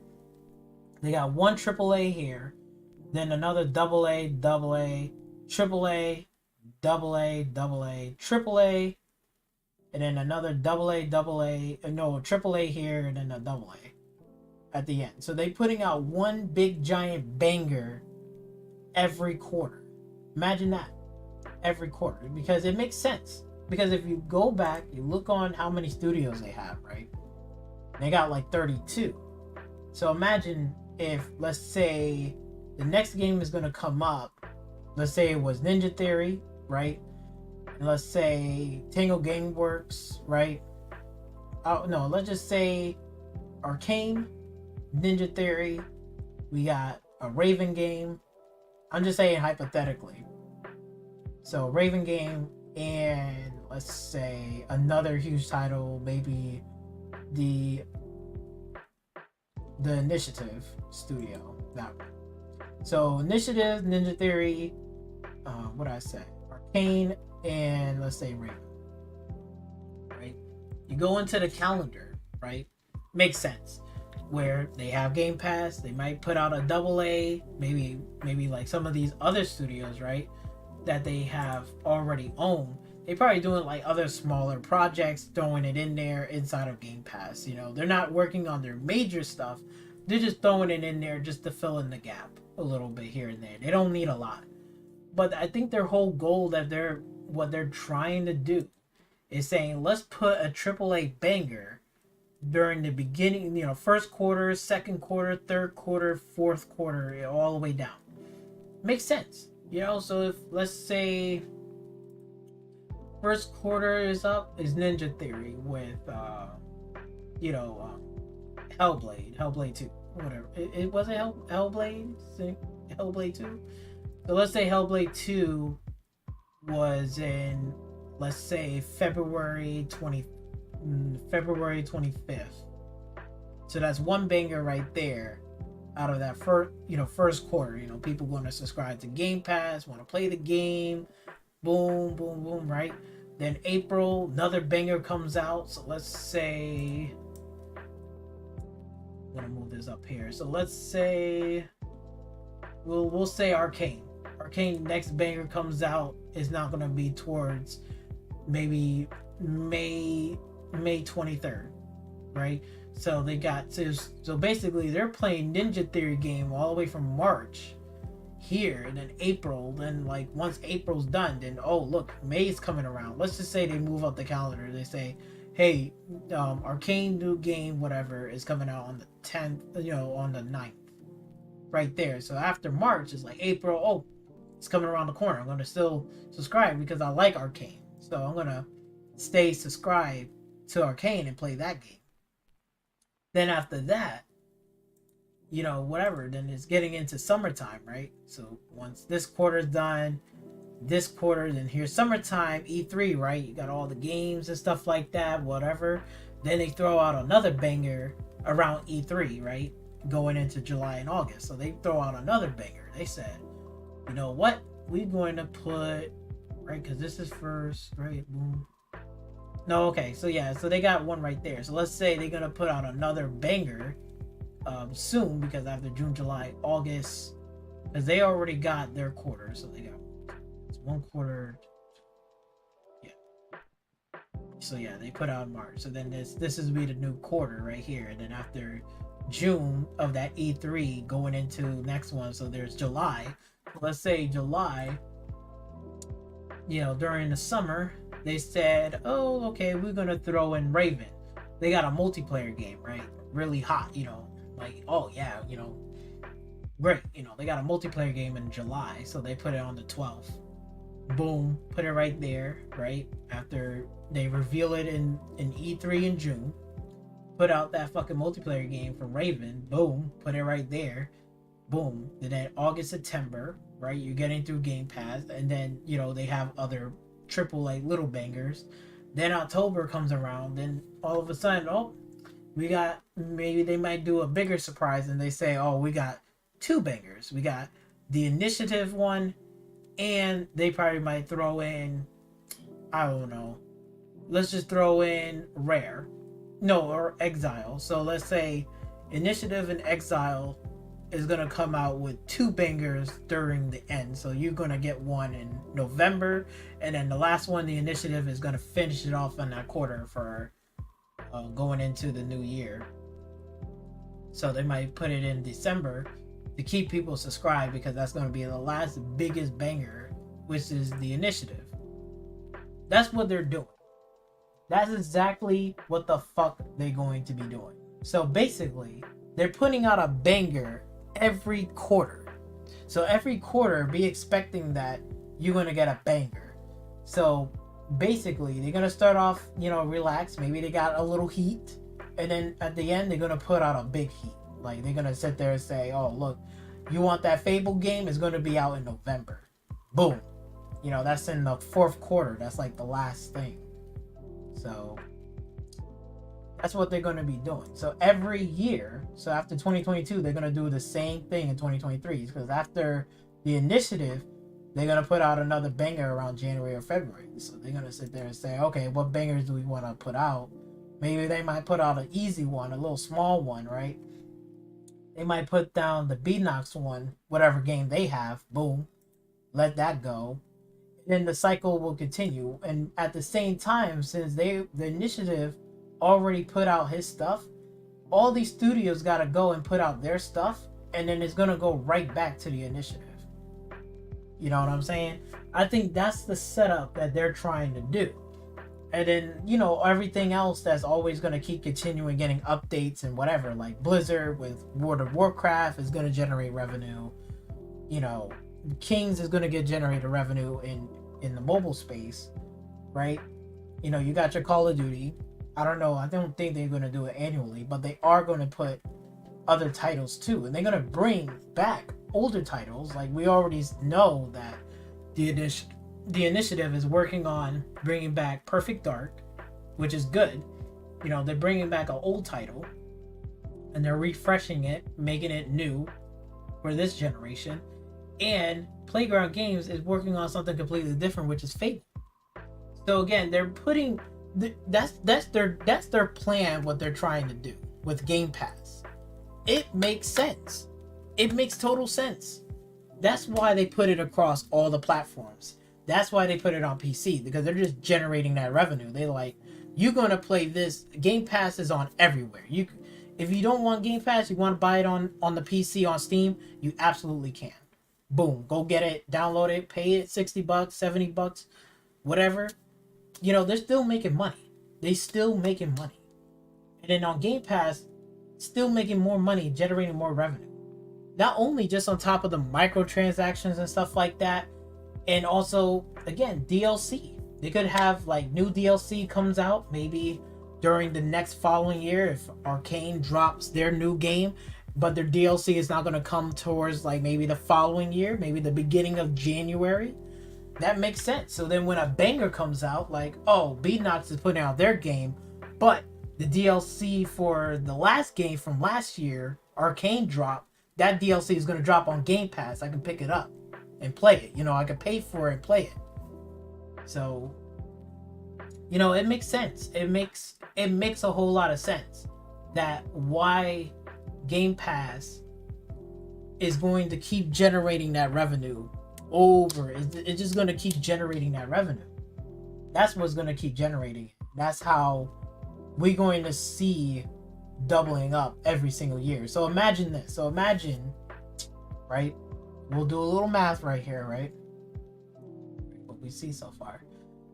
So let's say we'll go back to $15. So let's say $15, right? We're timesing it by, a month, which is 12 months. 12 months is 1 year, right? Which is 180, right? $180, right? And we know, like, if we divide that, right? We divide it, I think it'd be back to $15. But if we was to, you know, because if we was to sit there and say, okay, let's say like this. So let's say $70. That's just one game. Okay, wait. All right, plus $70. That's another game or something, right? We're at 140. Then plus another $70 game. We're way past 180 from Game Pass. That's like 3 games. That's $210. That's 3 games from off of a Sony platform, you know? 3 games, $210. You know, you're getting up there. So let's say every exclusive. Let's say you brought every exclusive from every publisher. Out of all these studios, let's say you brought everything straight across was $70, right? So we got 1, 2, 3, 4, 5, 6, 7, 8, 9, 10, 11, 12, 13, 14, 15, 16, 17, 18. So there's 18 studios, right? 18 studios times it by $70, right? That's how much you're paying. It's $1,260. Is it every studio's making a game? Probably not. It probably might be more or less maybe like $1,000, maybe 1,100 and whatever dollars. That's probably what you're paying for. I'm just counting the studios right here. Let's just say every studio was making a banger, and you're gonna buy every single game for $70 straight up. $1,260. Okay, you're paying Game Pass, and let's say Game Pass was like $15, right? This was $15 a month, right?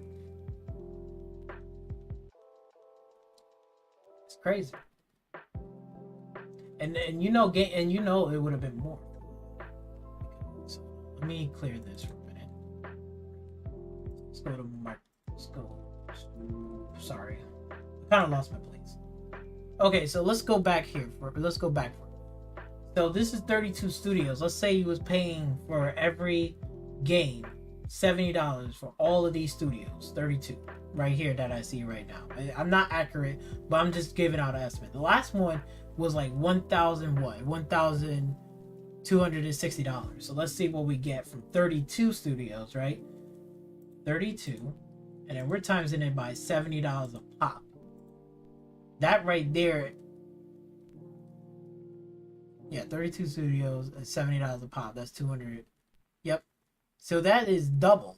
That is more than what Sony is giving you. Sony is like $1,260. That's still a lot of money. This one is double. It's $2,240. But you're paying Game Pass for only $15 a month, and you're gonna get all these exclusive games on day one. So that right there saves money. Like, for real. Let's say I was paying, because each one is 12, so 1, 2, 3.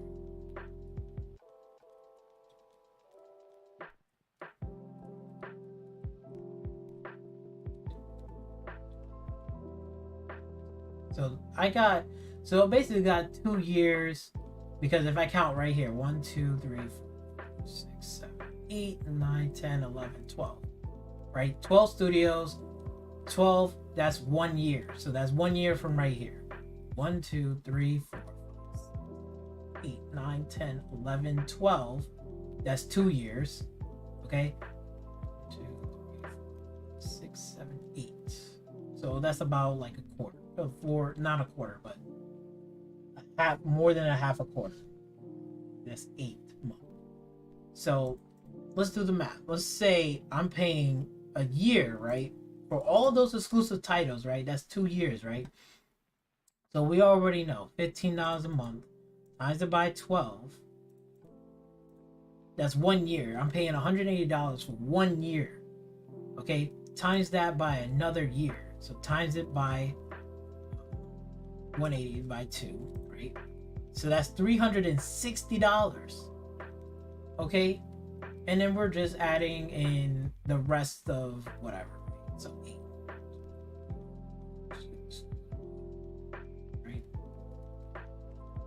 So that's 360. Okay, so we know that. So let's just do like this. So we do 8 times it by $15, which is 1 month. Because that's every month. So that's 8 studios. Each studio will be 1 month they put out. 120. 120. 120 plus 360. That's $480. $480 versus paying every studio is $1,260. That's $70 right there for every game. And I'm only paying $480 for 2 years and 8 months. For each of this studio is $480, $15 a month. That's the value. Like, that's how good it is. That's why a lot of people subscribe to Game Pass, because I'm only paying $15 a month. You know, imagine if it was the 32 studio, $70. This would be what I'd be paying, $2,240. Who's going to waste $2,240 on every single fucking game? And who's going to waste $1,260 on every single game on PlayStation? Not me. I know it's not going to be the next person, because that $1,000 some odd dollars can be put towards something else. And again, that's like if this was like, you know, $70.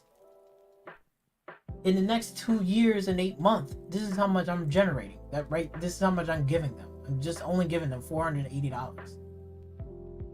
That's not even close to even buying a whole PlayStation 5 console. PlayStation 5 console, I mean, what, PlayStation 5 with the discless version, I think that's what, like $450? If I want the disc version, it's like a what, $500, right? So, if I'm not mistaken, it's crazy. It's crazy. You can't even buy a fucking console. You can't even buy a Sony console. You know, like, this is like a console price. It's crazy. Talking about it doesn't have good value. But they're generating revenue. And that's what they're doing. So like again, right? We know about 15 times it by what? Times it by 12, right? $12 is 1 year, that's 180. Right? And then we're timesing it. Let's times that. Let's times that by 5 years. So we'll give it like 5 years, okay? That's $900, right? Let's say the subscription to Game Pass, like the number of people that are subscribed to went up to like, let's just say from 25 million all the way up to 35 million. Right, so times that by 35 million. This is how much I will pay for in the next 5 years. That's $900, almost close to 1,000. So let's times that. Let's times that by 35 million subscribers. Right, 35 million subscribers. So let's put 35. That's 3 million. 35 million subscribers on Game Pass. It jumped up, right? Because they started to put out bangers every quarter. That's what their plan is. That's what they're going to do. So they're going to generate revenue. And that's not even talking about the microtransactions on top of it inside of all of these game studios and these publishers. So, you know, this is, you know, that 900 could be even more. That could be like almost 1,000 to 3,000, 4,000 just for microtransaction, for DLC content, stuff like that. Whatever. But we'll just go with the basics. So we'll times that, right? This is how much they're generating. $31.5 billion. That's a lot of money. And that money is going to go circle right back into here. And then they're going to probably take a cut off of this and bring, you know, keep it. And then, you know, keep dumping and then keep reeling in more and more money. And that, like, again, that's 35 just from Game Pass by itself. But you could imagine what Blizzard with WoW, how many subscribers on WoW? I don't know. Like, if you got your subscriber base on that, on Game Pass, you know, that's even more people, you know, and then Kings, come on, like this, it's crazy. That's why they're doing it. This is their strategy, what they're doing. Which it makes sense. It totally makes sense. You can still buy the game in full price. Like, again, there's gonna be certain titles that I will buy full price. Will be like maybe like the Metro Exodus or whatchamacallit, the new Stalker game that's going to be coming out in December this year. I will hope so. But even with Stalker, I will buy that for full price. I don't have to wait for Game Pass for that, because I love Stalker. I will pay for it, no problem, because that's the one game I can sit here and really pay for. And everybody else out there, everybody has their own opinion on that, what they like to pay for in full. But for me, it'll be that, and I don't mind paying for full for like Turd 10 with Forza Horizon. That's my game. I can pay that in full, no problem. So I really don't have an issue. And this is what they're trying to do. And I think that's the way how they're generating money year after year after year. That's what Xbox is going to do. Every year, they're going to generate more and more money. So we can times this by, let's say by whatever, it doubled. So times it by 2, right? 63 billion dollars, $63 billion. That's times in it by 3. Times in it by 2. They double. So they generating revenue. So long as they keep on doing that, and some of that, most of this money is not all to themselves. It's going to be put back again, right back into some of these studios. Some of this money is going to put back in here because you got people's lives, retirement, money, 10,000 employees. Again, like you go on here,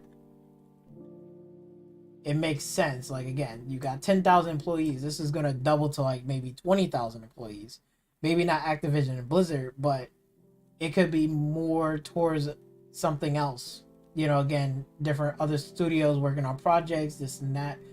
So they're generating revenue. They're getting more people. They're getting more paid, and they keep on growing.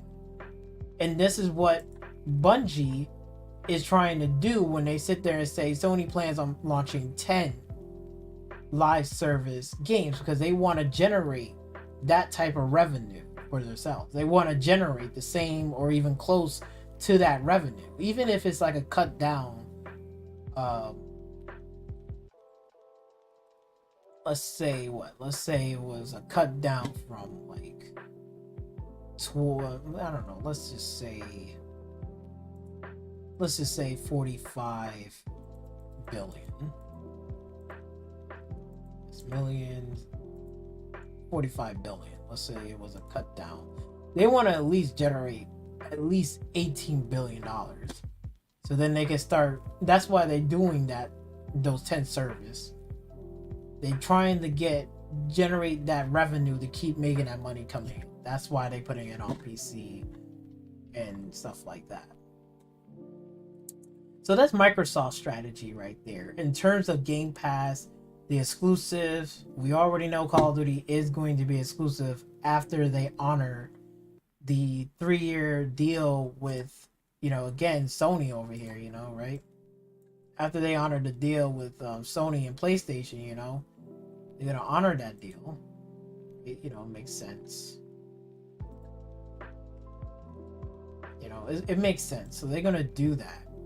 And then they're going to and then they're going to make their own Call of Duty. Then they're going to do something different with some of those studios and bringing back old titles.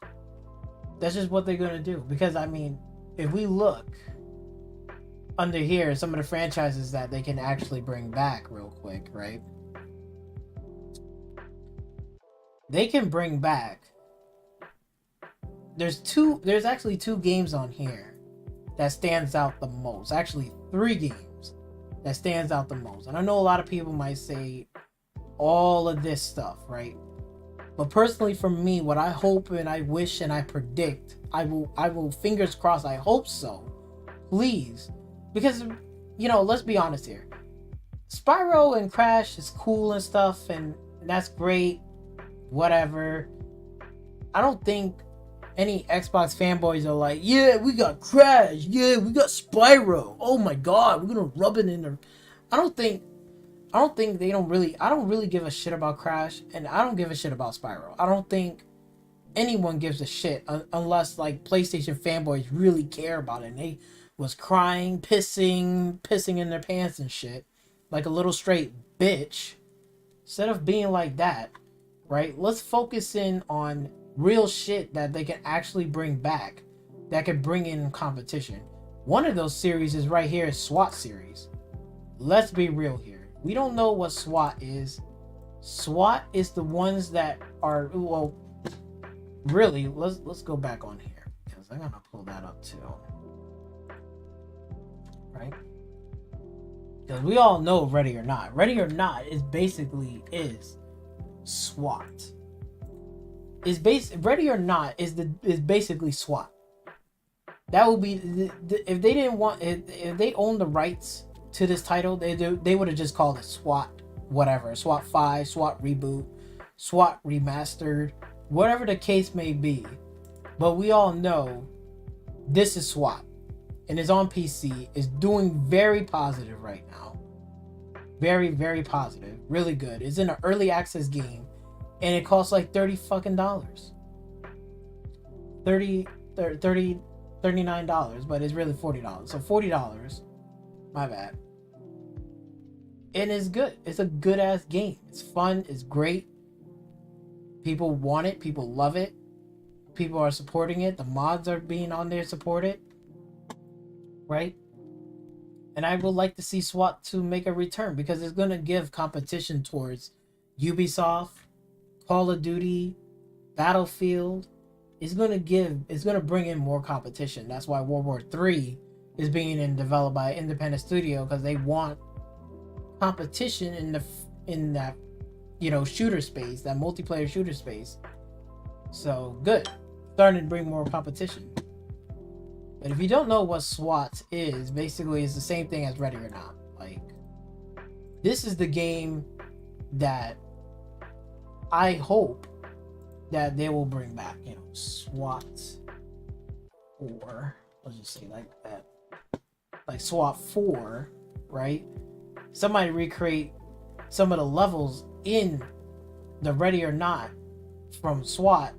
That level is recreated in Ready or Not. They did a mod and they recreated. But again, this is why that is doing so well, playing it the game on whatever. This is a franchise that can actually make a comeback and maybe have Raven or Infinity Ward to develop that game, which would be a perfect fit. Or Treyarch, Raven, Treyarch, Sledgehammer. One of these 4 studios can make a really good SWAT game for multiplayer and single player with a good campaign, good online. It will bring SWAT franchise and return into the fold. Like, again, like I said before, they're bringing back Perfect Dark. Playground is working on Fable, so they could definitely bring back other titles too. And we all know Toys for Bob. I think they did the Spyro and the Crash trilogy. So, like, again, they could bring back Banjo-Kazooie, right? They can do that. There's many other games that Toys for Bob can take their hands in, remaster it, remake it, whatever the case may be. They can do the job. So that's great. So we got games that can make a comeback. Put it on Game Pass. It's going to sell. It's going to get people wanting to keep subscribing to Game Pass, because now they're getting these first-party titles day and date on Game Pass. So you get to download the game and play it. Imagine SWAT was on Game Pass. $15? Bro, people will fucking download that shit and keep playing that game and keep on playing it, keep on subscribing it to play it. And if they love it so much, they're probably going to purchase the game outright and just purchase the DLC. That's what I would have done. That's what I did for Playgrounds. Like, I love, Forza Horizon 4, right? Buy the game. I brought the DLC. I enjoyed it. I like it. And I'm going to do the same thing for 5. No problem. So I don't got an issue. So that's how they're going to keep on generating that revenue. That's that strategy, right? That's what they're fucking doing. And it's smart. It's fucking smart because now they can't keep like old dusty IPs that have been left there for like ages. Like for many, many fucking years. They've been left there for so fucking long that now finally, you know, some of these games can actually return again in their glories. They've been put on the shelf for too fucking long, you know, especially from the whatchamacallit, the SWAT franchise from Activision Blizzard. That's great. That can make a comeback. That's going to give them money and generate revenue. Tony Hawk series, right? StarCraft 2. They can make another StarCraft game, maybe StarCraft 3. Make a comeback. That would be great. Generate even more revenue, right? And there's another game, right? Another one that stands out will be True Crimes. True Crimes can actually make a fucking comeback.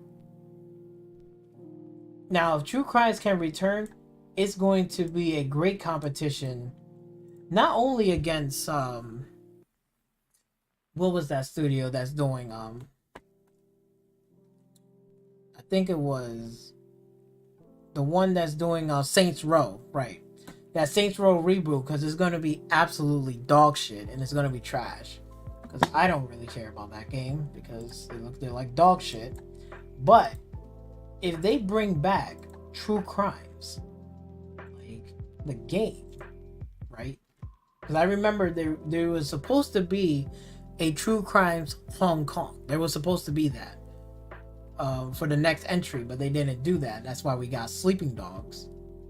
But if they can bring back the True Crime franchise back again, maybe do both of these, a nice remaster, HD updates and stuff.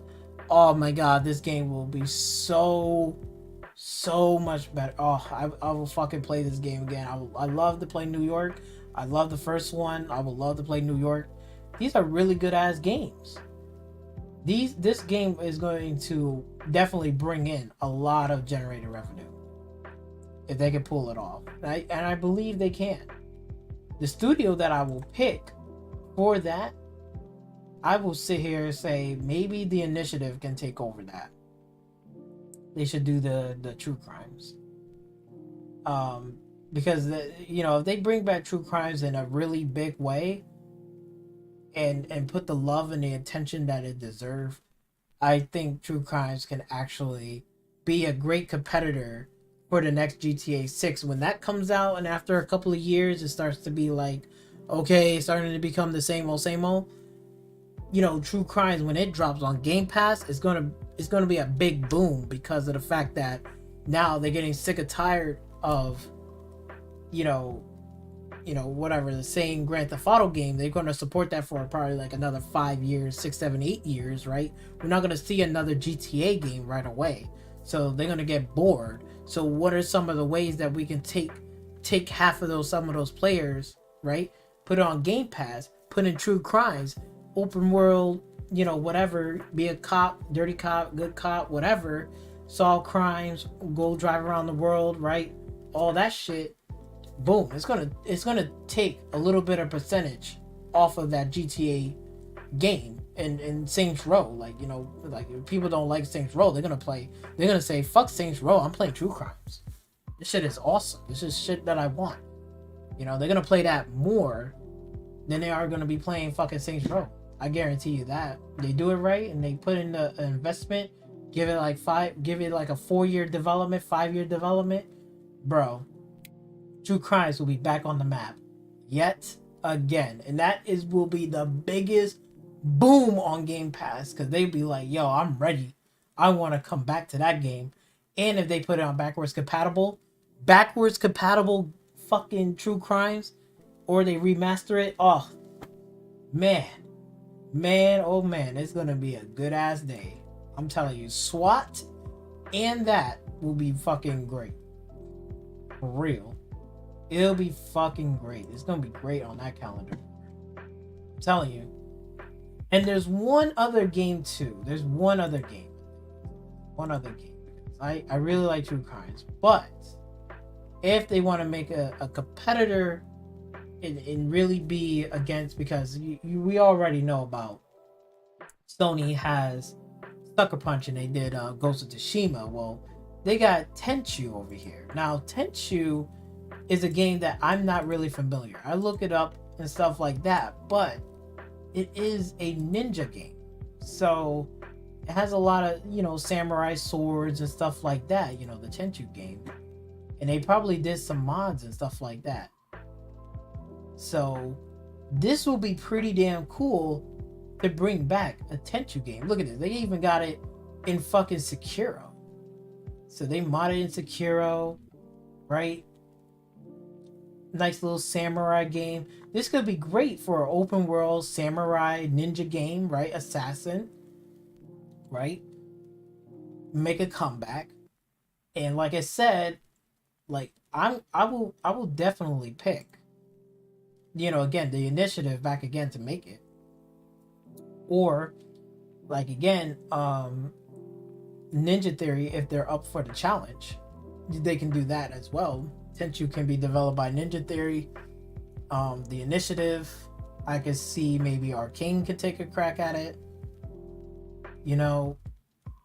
So, or Beanox can do maybe the remaster, remake it, and then let fucking Ninja Theory take over for the next sequel. I can see that happening. They, like, again, the possibilities are there, but it'd be a great competitor against, again, like, we never had a really good ninja, game, whatever, right? It'd be really great to kind of bring that back too. Open world ninja environment, ninja assassins and stuff. It'll be great. It'll be fucking great. I mean, a Tenchu game coming back is there. I think those three just by itself, if they take the dust off and say, okay, we're gonna make Game Pass even better. If they announce True Crimes coming back, SWAT is coming back, and Tenchu, like, fully in development, Game Pass subscribers will go up. Period. Because I'll be fucking waiting for that game to come out. I'll be like, yes, please bring that shit back. I'll love it. And I think, like again, that's just my take on what Microsoft and the games that they can do and their strategies. And moving forward, that's what they're doing. So they're gonna make money. They're generating revenue. They won this generation for sure. Okay, PlayStation is scrambling. I need them to be competing. Like, we're going back to like what I said. Like, it's they launching 10 of it. So let's look at some of their games and see what could they bring back for their studio. Okay, right? So we got this right here, right? So we'll exit this.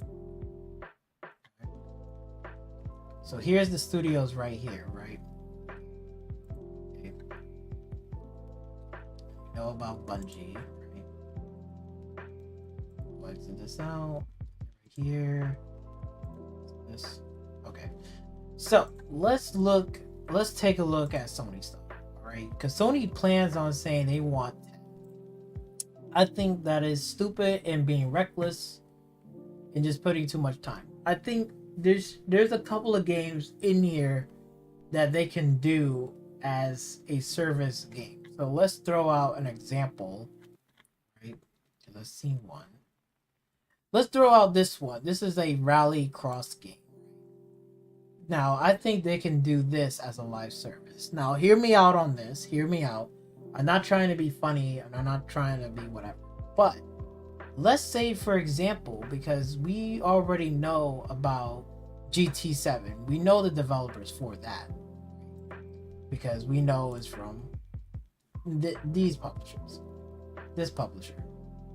Okay? They're doing the Gran Turismo franchise. Gran Turismo. Imagine they sit there and say, let's take a break and let's let them try something new. Try a live service without using this, GT, Gran Turismo as a live service, franchise. Use an IP that they already have and make it into a live service. I think Rallycross will be a good live service game title, and have the developers to put it in here, to let them develop this, which it makes sense because they do make Rallycross. But the thing is, they're going to try something new and a different approach and make it more focused on Rallycross racing online, right? I'm just throwing it out, my ideas, like whatever, don't take it to heart, but like if they do it, right, just say, hey, this is a free to play online. You start off with a certain amount of credits, right? You go through the driving school. You're going to get, and depending on your performance on the driving school will depends on who's going to sponsor you. And then whatever, if you be really good, you might get Subaru. If you're not that good, you might get, I don't know, whatever car brand like Saturn or some shit, if you did really shitty. But the whole goal is to work your way up and start getting more and more better sponsorships, more deals, more this, as you continuously playing the game and earning, the money, this, that. I can see cooperative gameplay can happen. Building a rally team, like actually have like drivers will, have a team type of drivers. I can see that happening online. Would be fun, where I might pass the school, right? Then I go to my next expedition, or maybe I want to join online with my friends and say, let's do a rally expedition or whatever, right? We can all be under like one color, one banner, right? That'd be fun. And like, let's say, I will just say like this, let's say my boy, he has like Chevy and I have whatever, Ford, whatever. Let's just say like this, Ford, and my boy, he represents what do we call it, Mitsubishi. Ford and Mitsubishi teams up, like, we under one banner, but we're teams rally crossing racing against another team. That'd be pretty cool. Online, we're playing, we're earning money, we're getting more cars, more vehicles, getting better performance, unlocking more stuff, and it just be an endless like grind. And you get unlocked more tracks, more events and stuff, whatever. And then there's gonna be setbacks, like again, like if your car get messed up, you still gotta use that car for the next race if you could fix it on time, whatever. You know what I'm saying? Like, that would be a good first like online service type of game. I'm just throwing it as an example. I don't know if they're gonna do it or not. Personally, for me, I think that's what they should do, to kind of like, again, get them off of this fucking bullshit of just Gran Turismo. Like, we get it, we know you're really good at it and you're whatever, but I want them to say, take a step back and take a crack at something else, something a bit different, and see if you can make an online service game that's dealing with Rallycross. And I think they can pull it off, and I think this would be really great. It would be really fun for me, because then I can meet up with my friends online, we're racing together, we're trying to time ourselves, we're getting better cars, better stuff, better equipment, right?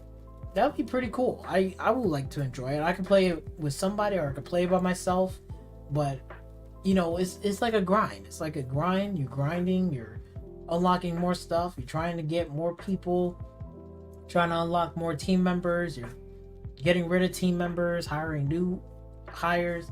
So pretty much, I would like to see something like that. I think that would be a lot of fun, for one.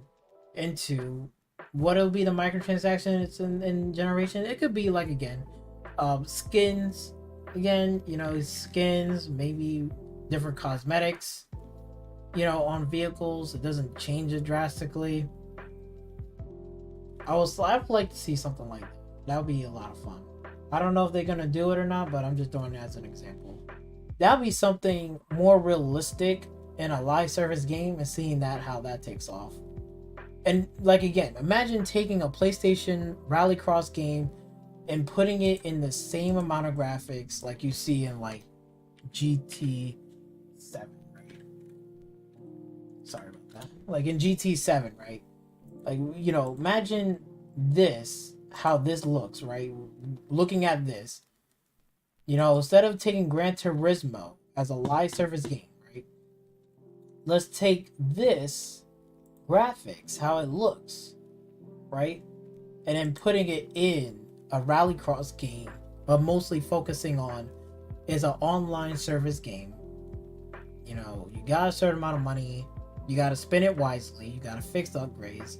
If you can't, then you got to either win races, win stuff, or you're going to have to pay microtransactions to get money to fix some certain stuff to buy new cars or new vehicles. Or maybe the microtransaction could be just as simple as buying new cars and new vehicles. So like every whatever, there's going to be new vehicles they can try out and new vehicles that they can purchase and buy. That could be one of the microtransactions there. You know, DLC cars, that's perfectly fine. If I could buy this car for like $3, I can deal with that. I don't care. You know, $4, that's fine. If I want like a Ford Escort, cool. You know, they like the base game got the regular cars, and then after that, you want better cars, you want this car, you want that, you gotta pay for it. That's fine. And then it's constantly updating, right? Get some tracks that are for free, and then you gotta pay for tracks that, you know, whatever. That'd be fine. I don't like, that'd be a good balance right there. It'd be fun, interesting, and different. And again, it's like basically it's like a journey between where I start from the bottom and then I gotta work my way up and still keeping my stuff, but then I gotta also maintain and make sure that, you know, I'm fixing my car up and not trying to damage my car, you know, whatever. It's a fun game. It's just basically, it's just like you're grinding, you're enjoying yourself, and you're trying to, you know, like you're racing with your friends. You got a team now, you know, whatever. That'd be kind of cool. I would like to see something. I don't know if they're gonna do it, but that'd be one live service game without trying to use, you know, like again, I don't want them to use GT7 and say, oh, we're gonna make a GT live service. Like, it'd be like kind of, I'm not feeling it. You know what I'm saying? Like, I wouldn't like that. I don't think PlayStation fans, you know, real PlayStation fans, not fanboys, not those assholes, but the real fans of PlayStation, I think they'll enjoy that. But I'm just giving out an example. Like Rallycross, we know Twisted Metals is in the works.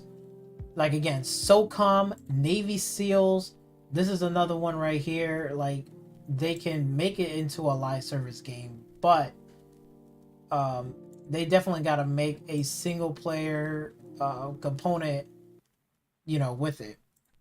But I could see it being it. But again, they got to do it right, because they cannot fuck up SOCOM. They fucked it up so bad because they try to make it into Call of Duty. Hopefully Sony learns their lesson and stop chasing after Call of Duty and try to make every game or every shooter game into Call of Duty. Don't do that. Make it its own thing, how it was years ago. Like, if this was a strategy game, whatever, then make it like that. Don't try to be like, oh, we're going to make SOCOM into Call of Duty. You know what I'm saying? And that's how we got this right here. I don't know if you ever watch him, the rise and fall of SOCOM. It's sad. You know, it used to be really good. It used to be like, if this had 2021 graphics right now in this generation, this would look so much better to play. I would like to play it, but as the franchise gotten more and more whatever, and then they closed down the studio, it's just gotten garbage. Right? I think what was their last game? What was the SOCOM? Let's see, SOCOM 4. I think it was SOCOM 4. Look at this. This is like turning. It went from, you know, operations, war, naval, you know, search and rescue, defusing bombs, shit like that. Then they turn it into fucking Call of Duty.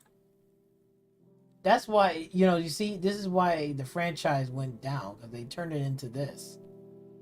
And this wasn't SOCOM how it was. It was mainly about infiltrating and, doing missions and stuff like that.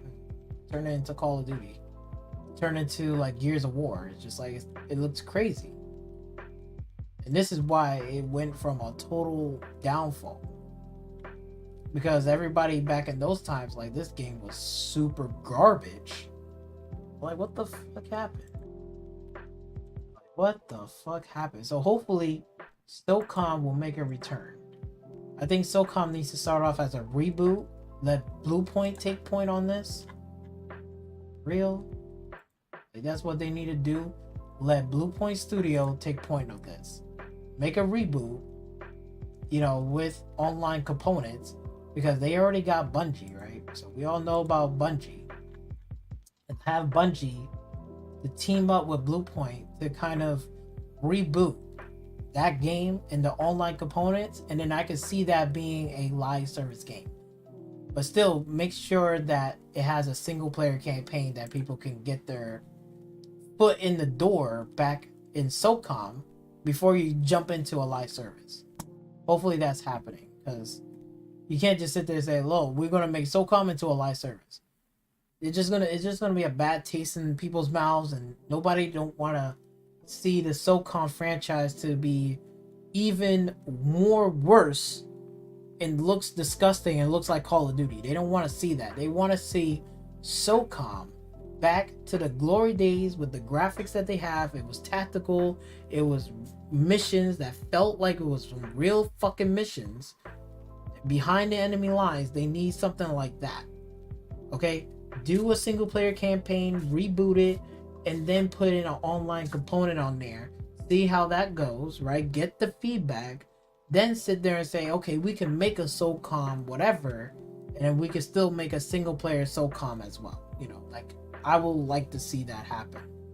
But first thing first, reboot it, do a remaster reboot, and go from there. Let Bluepoint take care of that shit. I will hope, because they definitely need that for real. And the other two games, like, we can also say it's Killzone as well, because Killzone fell the fuck off, for sure. Okay, and some girl on Twitter said that Killzone is better than Halo. Killzone, we haven't seen Killzone in like years. Like, what, Shadowfall from PlayStation 4? And they just stopped supporting that altogether. So we haven't seen another Killzone at all.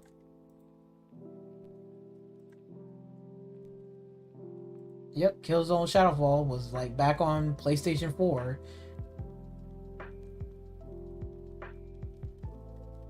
Eight years, because this is a review. That's like 8 years ago. 8 years ago. Killzone Shadowfall was like 8 years ago. It's crazy. It looked good at the time, but it's like, again, they like, Killzone has potential. I can maybe sit here and say Killzone can be an online, service game, but they got to do it right. It can't be sloppy. It can't be copy and paste like Call of Duty. It has to be like its own thing, and I could see that happening. They need to bring that back for sure. I could see that being an online service thing. But what else? They have that.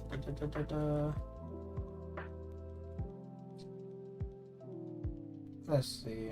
Oh yeah, Resistance. Resistance needs to come back too, because it's been a very long time since we ever seen a Resistance. That's a first-person shooter. Wait, no. Is it a first-person shooter? I think it is a first-person shooter. It's not third-person. But Resistance needs to make a comeback, because that was a first-person shooter game that was really good, and we haven't seen any first-person shooter games first party in PlayStation in how many years?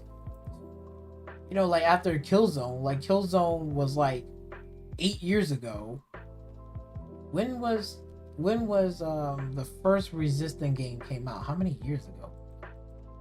Resistance review. How many years ago was that? Okay, so Resistance of Manfall, Resistance, Fall of Man.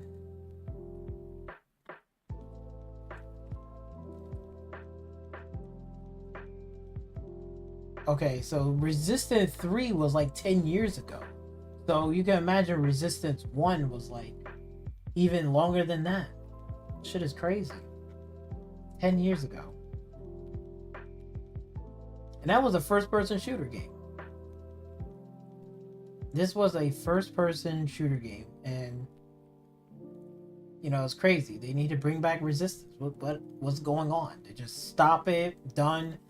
I could see it being a live service game, but again, great to have first-person shooter games back on PlayStation. It can't just always be about third-person, walking around. I'm jumping, climbing. Look, you need variety. You need first-person. You need other racing games besides GT. So they have a real fucking issue with games right now. They have a bigger issue. Like, again, you can't talk shit about Microsoft and all of their fucking games.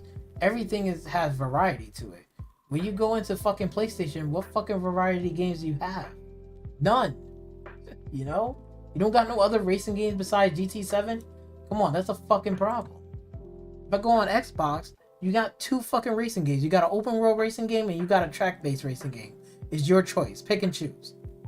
I like open world more than tracks. And somebody else might be the opposite, saying, look, I like track-based over open world. And that's fine. We're getting what we want. But what the fuck are we getting on PlayStation 5? What are we getting?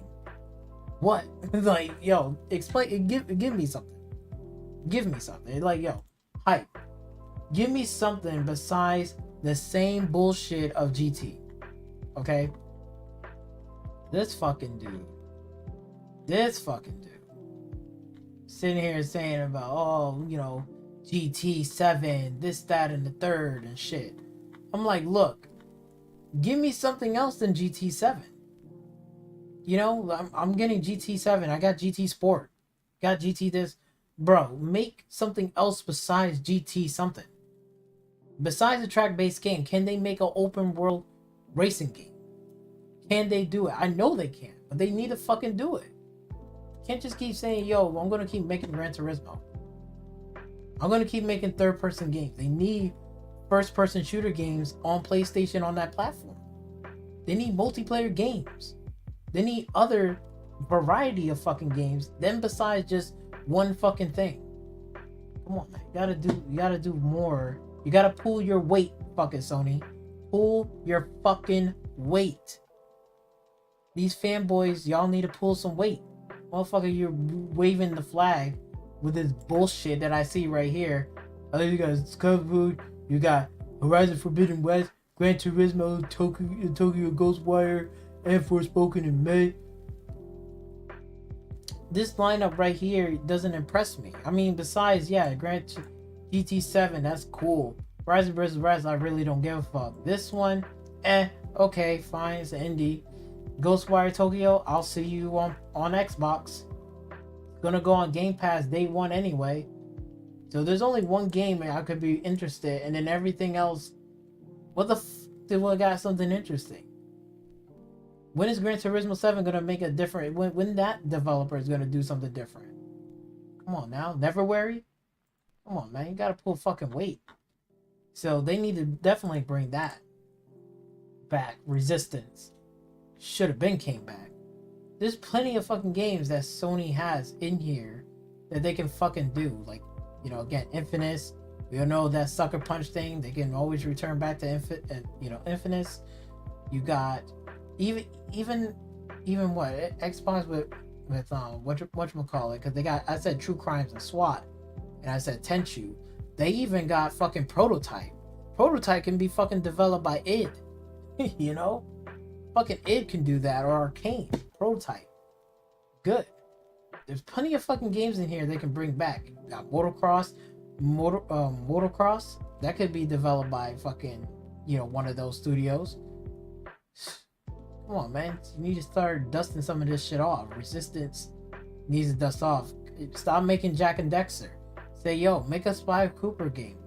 Make a Jack and Dexter game. You can put it in a different studio. It doesn't have to be Santa Monica. It can be somebody, it could be another studio within that branch. Come on now. Fucking you gotta pull weight, Sony.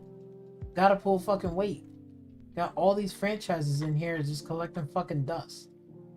It's crazy. And you know what? The number one game, the only game that's on here that makes me will sit there and say, if I was willing to spend $500 plus $70 on top of it, if I had to pick one game out of a Sony platform that they have collecting fucking dust, which that they can definitely generate fucking revenue, is definitely The Getaway. I've been saying it for the longest time.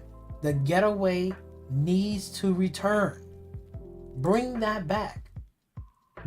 They need to bring this back, because this is the last PlayStation 2 game that makes me want to still continue with PlayStation, because I'm like, yes, because this is a competitor to fucking GTA. Because if I don't want to keep playing GTA Vice City or GTA 3, I can go play The Getaway. It's a different experience, and it's so good. It's so ahead of its time. Everything was great about that game. I will love to see a fucking reboot. Put this to Blue Point. Give that to Blue Point. Put that Getaway. Make a reboot that. Fix all that shit. Get it up to snuff and start getting back the Getaway again. We need a Getaway. The Getaway is pretty much a good successor after when Rockstar, because this was the good competitor between Rockstar Games with GTA. What was a competitor towards it? It was The Getaway. And I will even say it's even beyond, The Getaway is beyond even True Crimes. True Crimes is a good competitor as well for GTA, but nowhere near close like The Getaway. The Getaway was right on their fucking tails. And they had something right here. They could have easily generated fucking revenue with this shit. Easily generated revenue.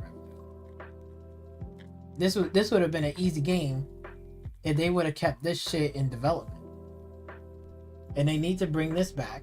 They need to make it an open world game and just put that in development for 6 fucking years.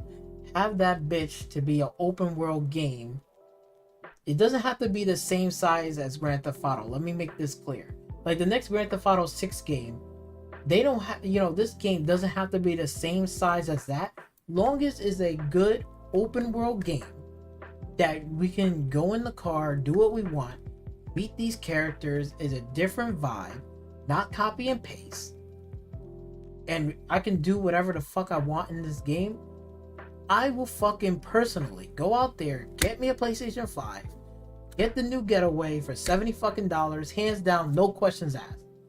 I will sit here and say this is the best fucking exclusive on the PlayStation 5, hands down, if they fucking do it. I will say this will be the definition of next generation, because they finally bringing something that a lot of people are like, yo, there's no competitor to fucking Rockstar. There is none. Zero. And we had GTA 5 for fucking 8 years. People was sick and tired of it. They wanted GTA 6 and they didn't deliver.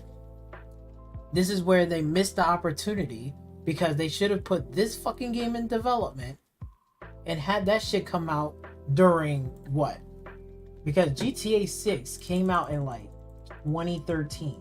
It's all the way back here. It's from the 360 all the way back here. And then we had the new one probably the new remaster around 2017, 2016. They put out the Getaway around this time frame, right? Because I think was 2020. Either if they put it around 2018, 2019, 2020 of a new, Getaway game, and they started development back in 2013. How many years from that? That's 1, 2, 3, 4, 5, 6. That's 6 years. That's about 4, 5 to 6 years in development for the next Getaway title. No GTA 6 in sight. People, they would have been making bucket loads of money. That's $70 off the rip worth. That's worth more than even this fucking clown on here listed right here. It's worth more than fucking Forbidden West. For $70, I'll pay that.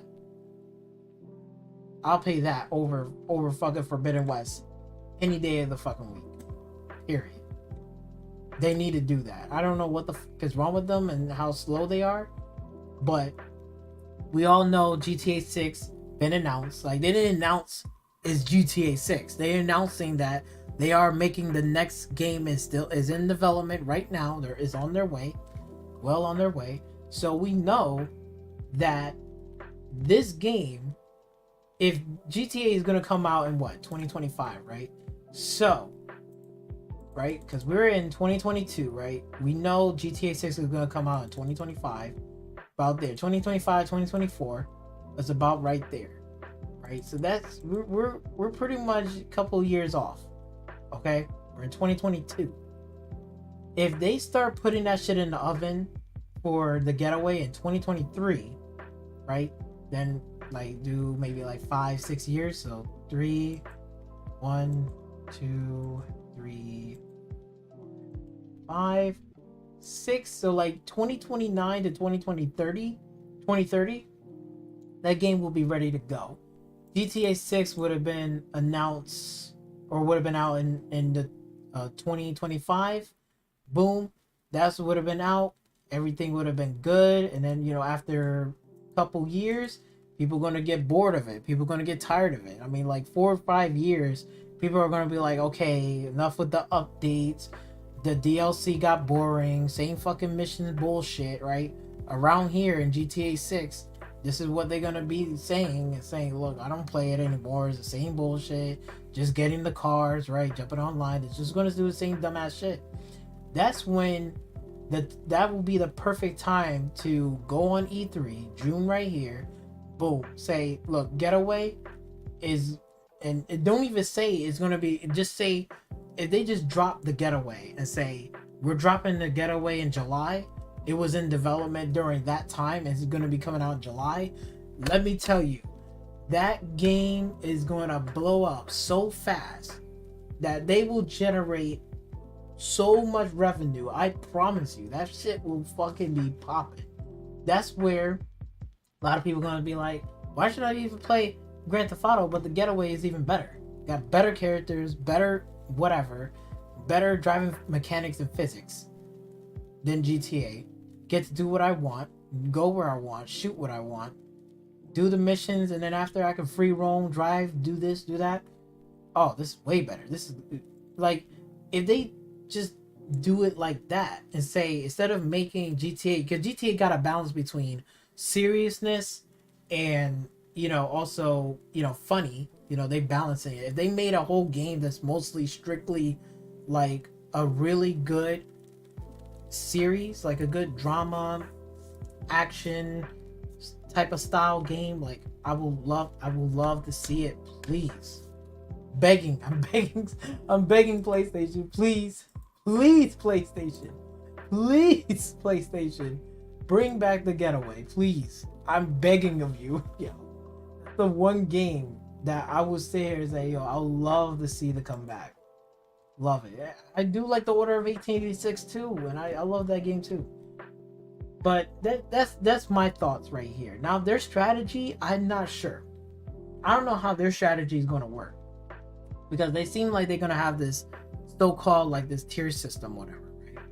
It's going to be like some tier system. Like they're going to be like, well, they're going to do X, Y, and Z. Like this is going to be tier 1, tier 2, tier 3.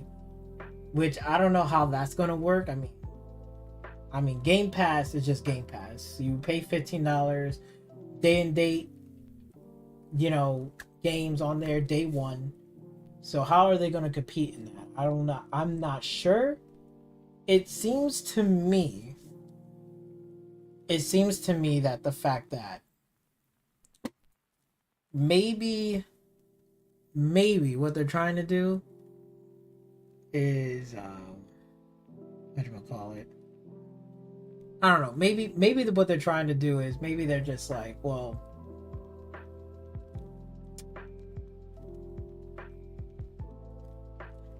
you know, I'm really not sure because like again, like if they're gonna do live service, maybe what they're gonna do first is they're gonna sit there and say, what games can we put in a live service, right? They're gonna get that going. I think once they get the live service games going, then they're gonna probably start rolling out, like at the same time they're gonna start rolling out their own version of Game Pass. And I don't think like they're gonna stop putting games on PC because it's gonna generate another revenue. I think slowly what they're trying to do is they're trying to not say copy what Game Pass is doing, but they're trying to do the same in a different way and trying to close in that gap where they're like, okay, if they're releasing games on PC, we're going to do the same. And if we're seeing profits and money for it, then we're going to keep on releasing it on PC. Maybe they might do like, okay, we're going to do any first party, you know, title games is going to be on the console. Then a year later, like after the next year, those first party console games that was on PlayStation 5 is going to be transferred over, ready to go for the PC. So then the PC will play the older generation, you know, year game, whatever, and then the new ones, you got to get the console to play that game. And then they might have a pass system. Maybe they might say, hey, if you get this pass on the PC, you can get early access to whatever game that's going to be coming out. It is going to be on cross PC and whatever. It's not going to be on Steam, but it's going to be on their own little pass, whatever. And that's how they're going to generate revenue. Then they're probably going to put down their live service games that they're going to do. They're going to say, hey, we're going to bring back SOCOM. We're going to bring back Resistance. They're going to bring some popular titles that we always wanted to make a comeback. And it's going to generate revenue. Oh, Cy Cooper is coming back. So it's going to bring back games that we really, really fucking wanted. And there's many other titles that they can easily bring back, you know, like I forgot there was one game too, what, Hot Shot Golf? Unless that was not a Sony exclusive.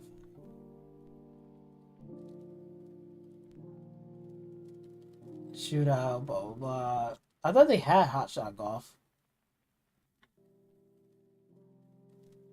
I remember that game.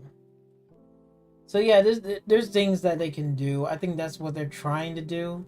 I'm not too sure about that, but it seems like just seeing the moves that they're trying to do with the whole PlayStation Bungie, be expecting that yes, multiplayer is in the works, as well as single player titles. Be expecting probably some of these studios right here are working on different projects. I mean, we already know what Insomniac Game is working on. You know, they're not working on, yes, they're making Spider-Man 2, but they're doing Wolverine.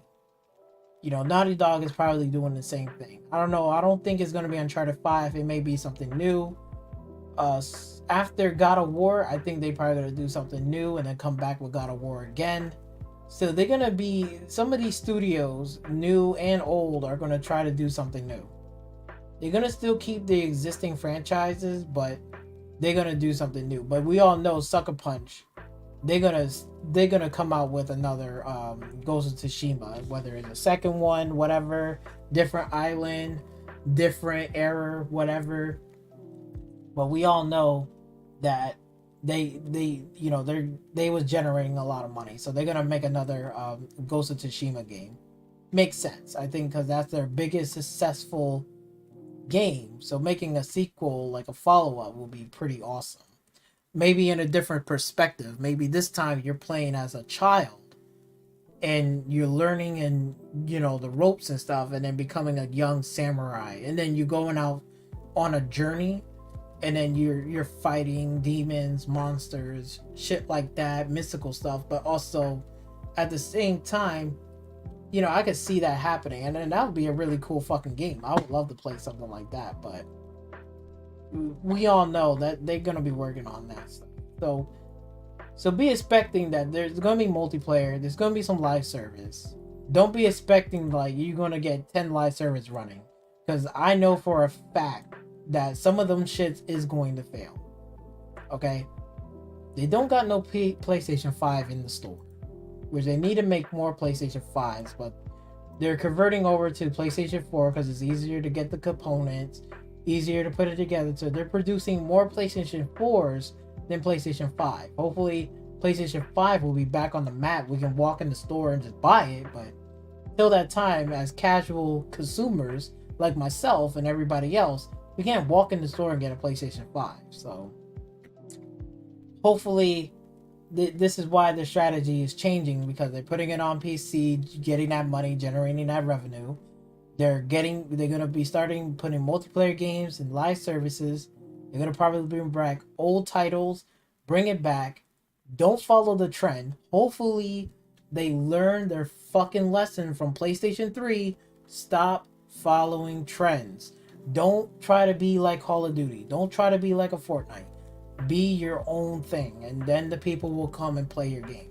If you just copy and pasting, I'm not playing the fucking game. And probably many other people are just like, I'm not going to play that game. It's the same fucking shit as Call of Duty. I don't want to keep playing Call of Duty. I want to play something different and new and fresh. Something that is related to that IP. Not something like, yo, like this IP always been like Call of Duty. SOCOM was not always Call of Duty. SOCOM was his own thing. It was a real strategy fucking game. It was strategy shooting. It was a lot of like, you gotta be patient. It was a lot of teamwork, cooperation. That was SOCOM